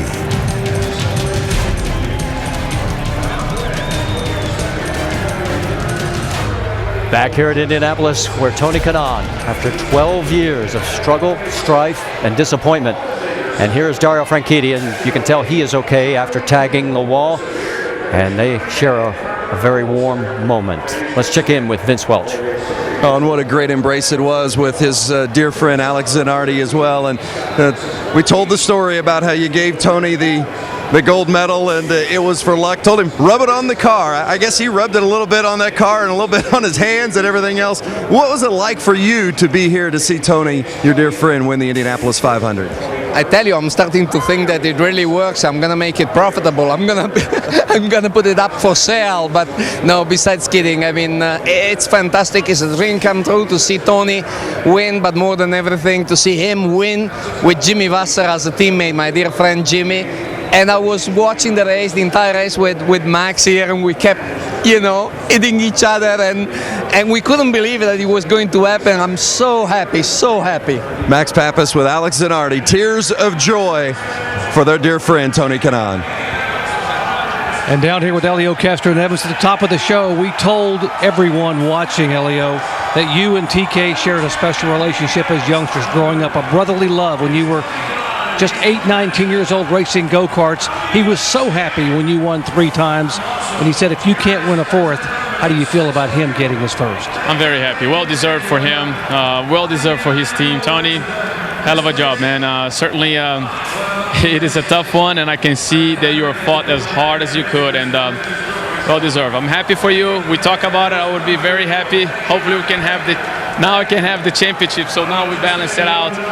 But to your mom, to your sister, obviously, I know they're for so long, so I'm very happy. And good job, and hopefully it's going to be a busy week, buddy. Busy week. Get ready.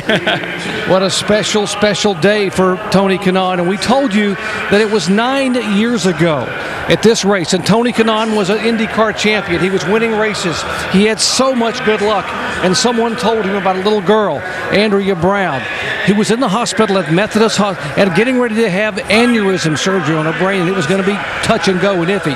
Tony went down there, went to the bedside, gave the young lady his good luck medal and said, here, you take this. This will help you get through it. And sure enough, the next day, the surgery came and she was fine. Now she is 24 years old. And 2 days ago, knowing that Tony Kanaan, her favorite race car driver, was struggling and still chasing a dream, she overnighted the medal. It came to the racetrack, and they went to the garage and presented it to Tony, who began to cry. The note with the medal said this: here's your good luck charm back. Now you take it and win the Indianapolis 500. And indeed, that's exactly what he did today. A good luck charm comes home. And there it is, coming right out of his pocket. And he had it with him for all 500 miles. Still more to come here. As you can see, the celebration continues at Indianapolis.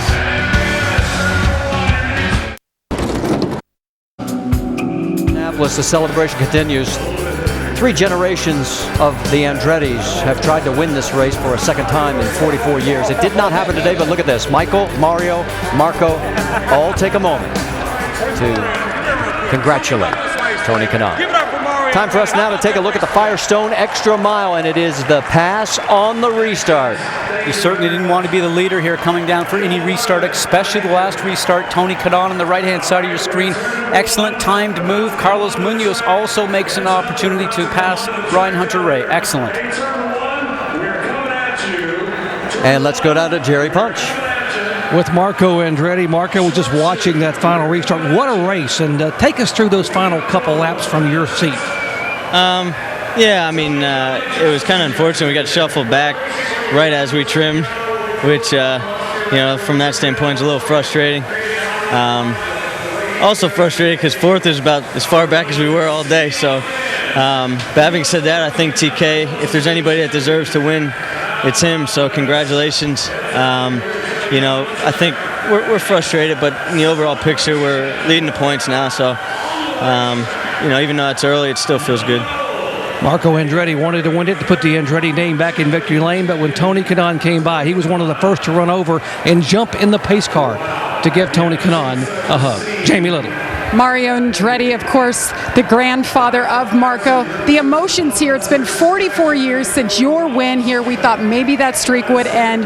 What were the emotions as he led? And then, of course, he ended up fourth. Well, riveting from the beginning to end, obviously. And coming down to the end and know that you're in the play, and then there's things that are out of your control. So, but, it was just a phenomenal race. The team just was up there fighting all day. And, if it would have gone, who knows, to the checker, you would have seen, who knows, maybe a different result. But, it's a popular win for Tony Kanaan. He was strong there all day. So congratulations to him. And, Marco has a lot of years ahead of him, God willing. So we have a lot of fight in us.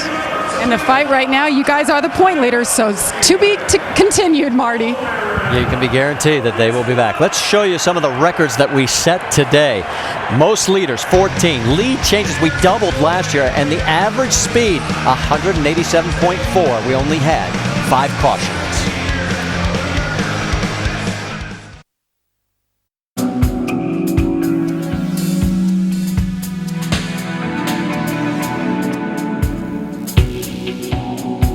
Tony said his ugly face will finally be on the board. It'll be the 100th likeness on that treasured trophy. All right, here's Dario Franchitti, and it was never his day today. He never got into contention, and of course it ended on a real down note. One inside. Hang on there, buddy. Hang on. Vince has caught up with him. Well, a fourth win not in the cards today. What did you deal with? What was the struggle today, Dario? You name it, Vince. You name it. We were out of gear ratio back there in a draft, so we actually couldn't make a pass even when we could get close enough. But very loose car in the middle of the corner, big understeer coming off. Massive imbalance all day from cold tires to the middle of the run to the end of the run. So just lack of grip, really. And, we tried to make something happen there then, didn't take tires that last stop. And, went down to 1 there, and you can see I've turned it. There's no point turning anymore because there's no grip there. So I was just trying to shallow the angle and trying to get away with it. But I didn't, and it was a big hit. And then I looked round and I saw that TK was P1, and that cheered me up just a little bit there. We come here to win. We come here to challenge, and this shows how difficult this place is. We missed it with both target cars. We were out to lunch today. But we've got it right a lot. We didn't today. Tony and his guys did, and I couldn't be happier for him. Thanks, Dario. Marty?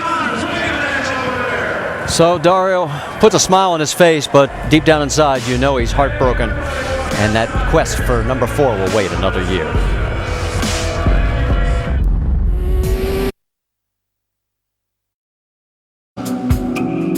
For winning the Indy 500, where Charlotte is coming up later tonight. Stay with us. We're coming back with more. Start your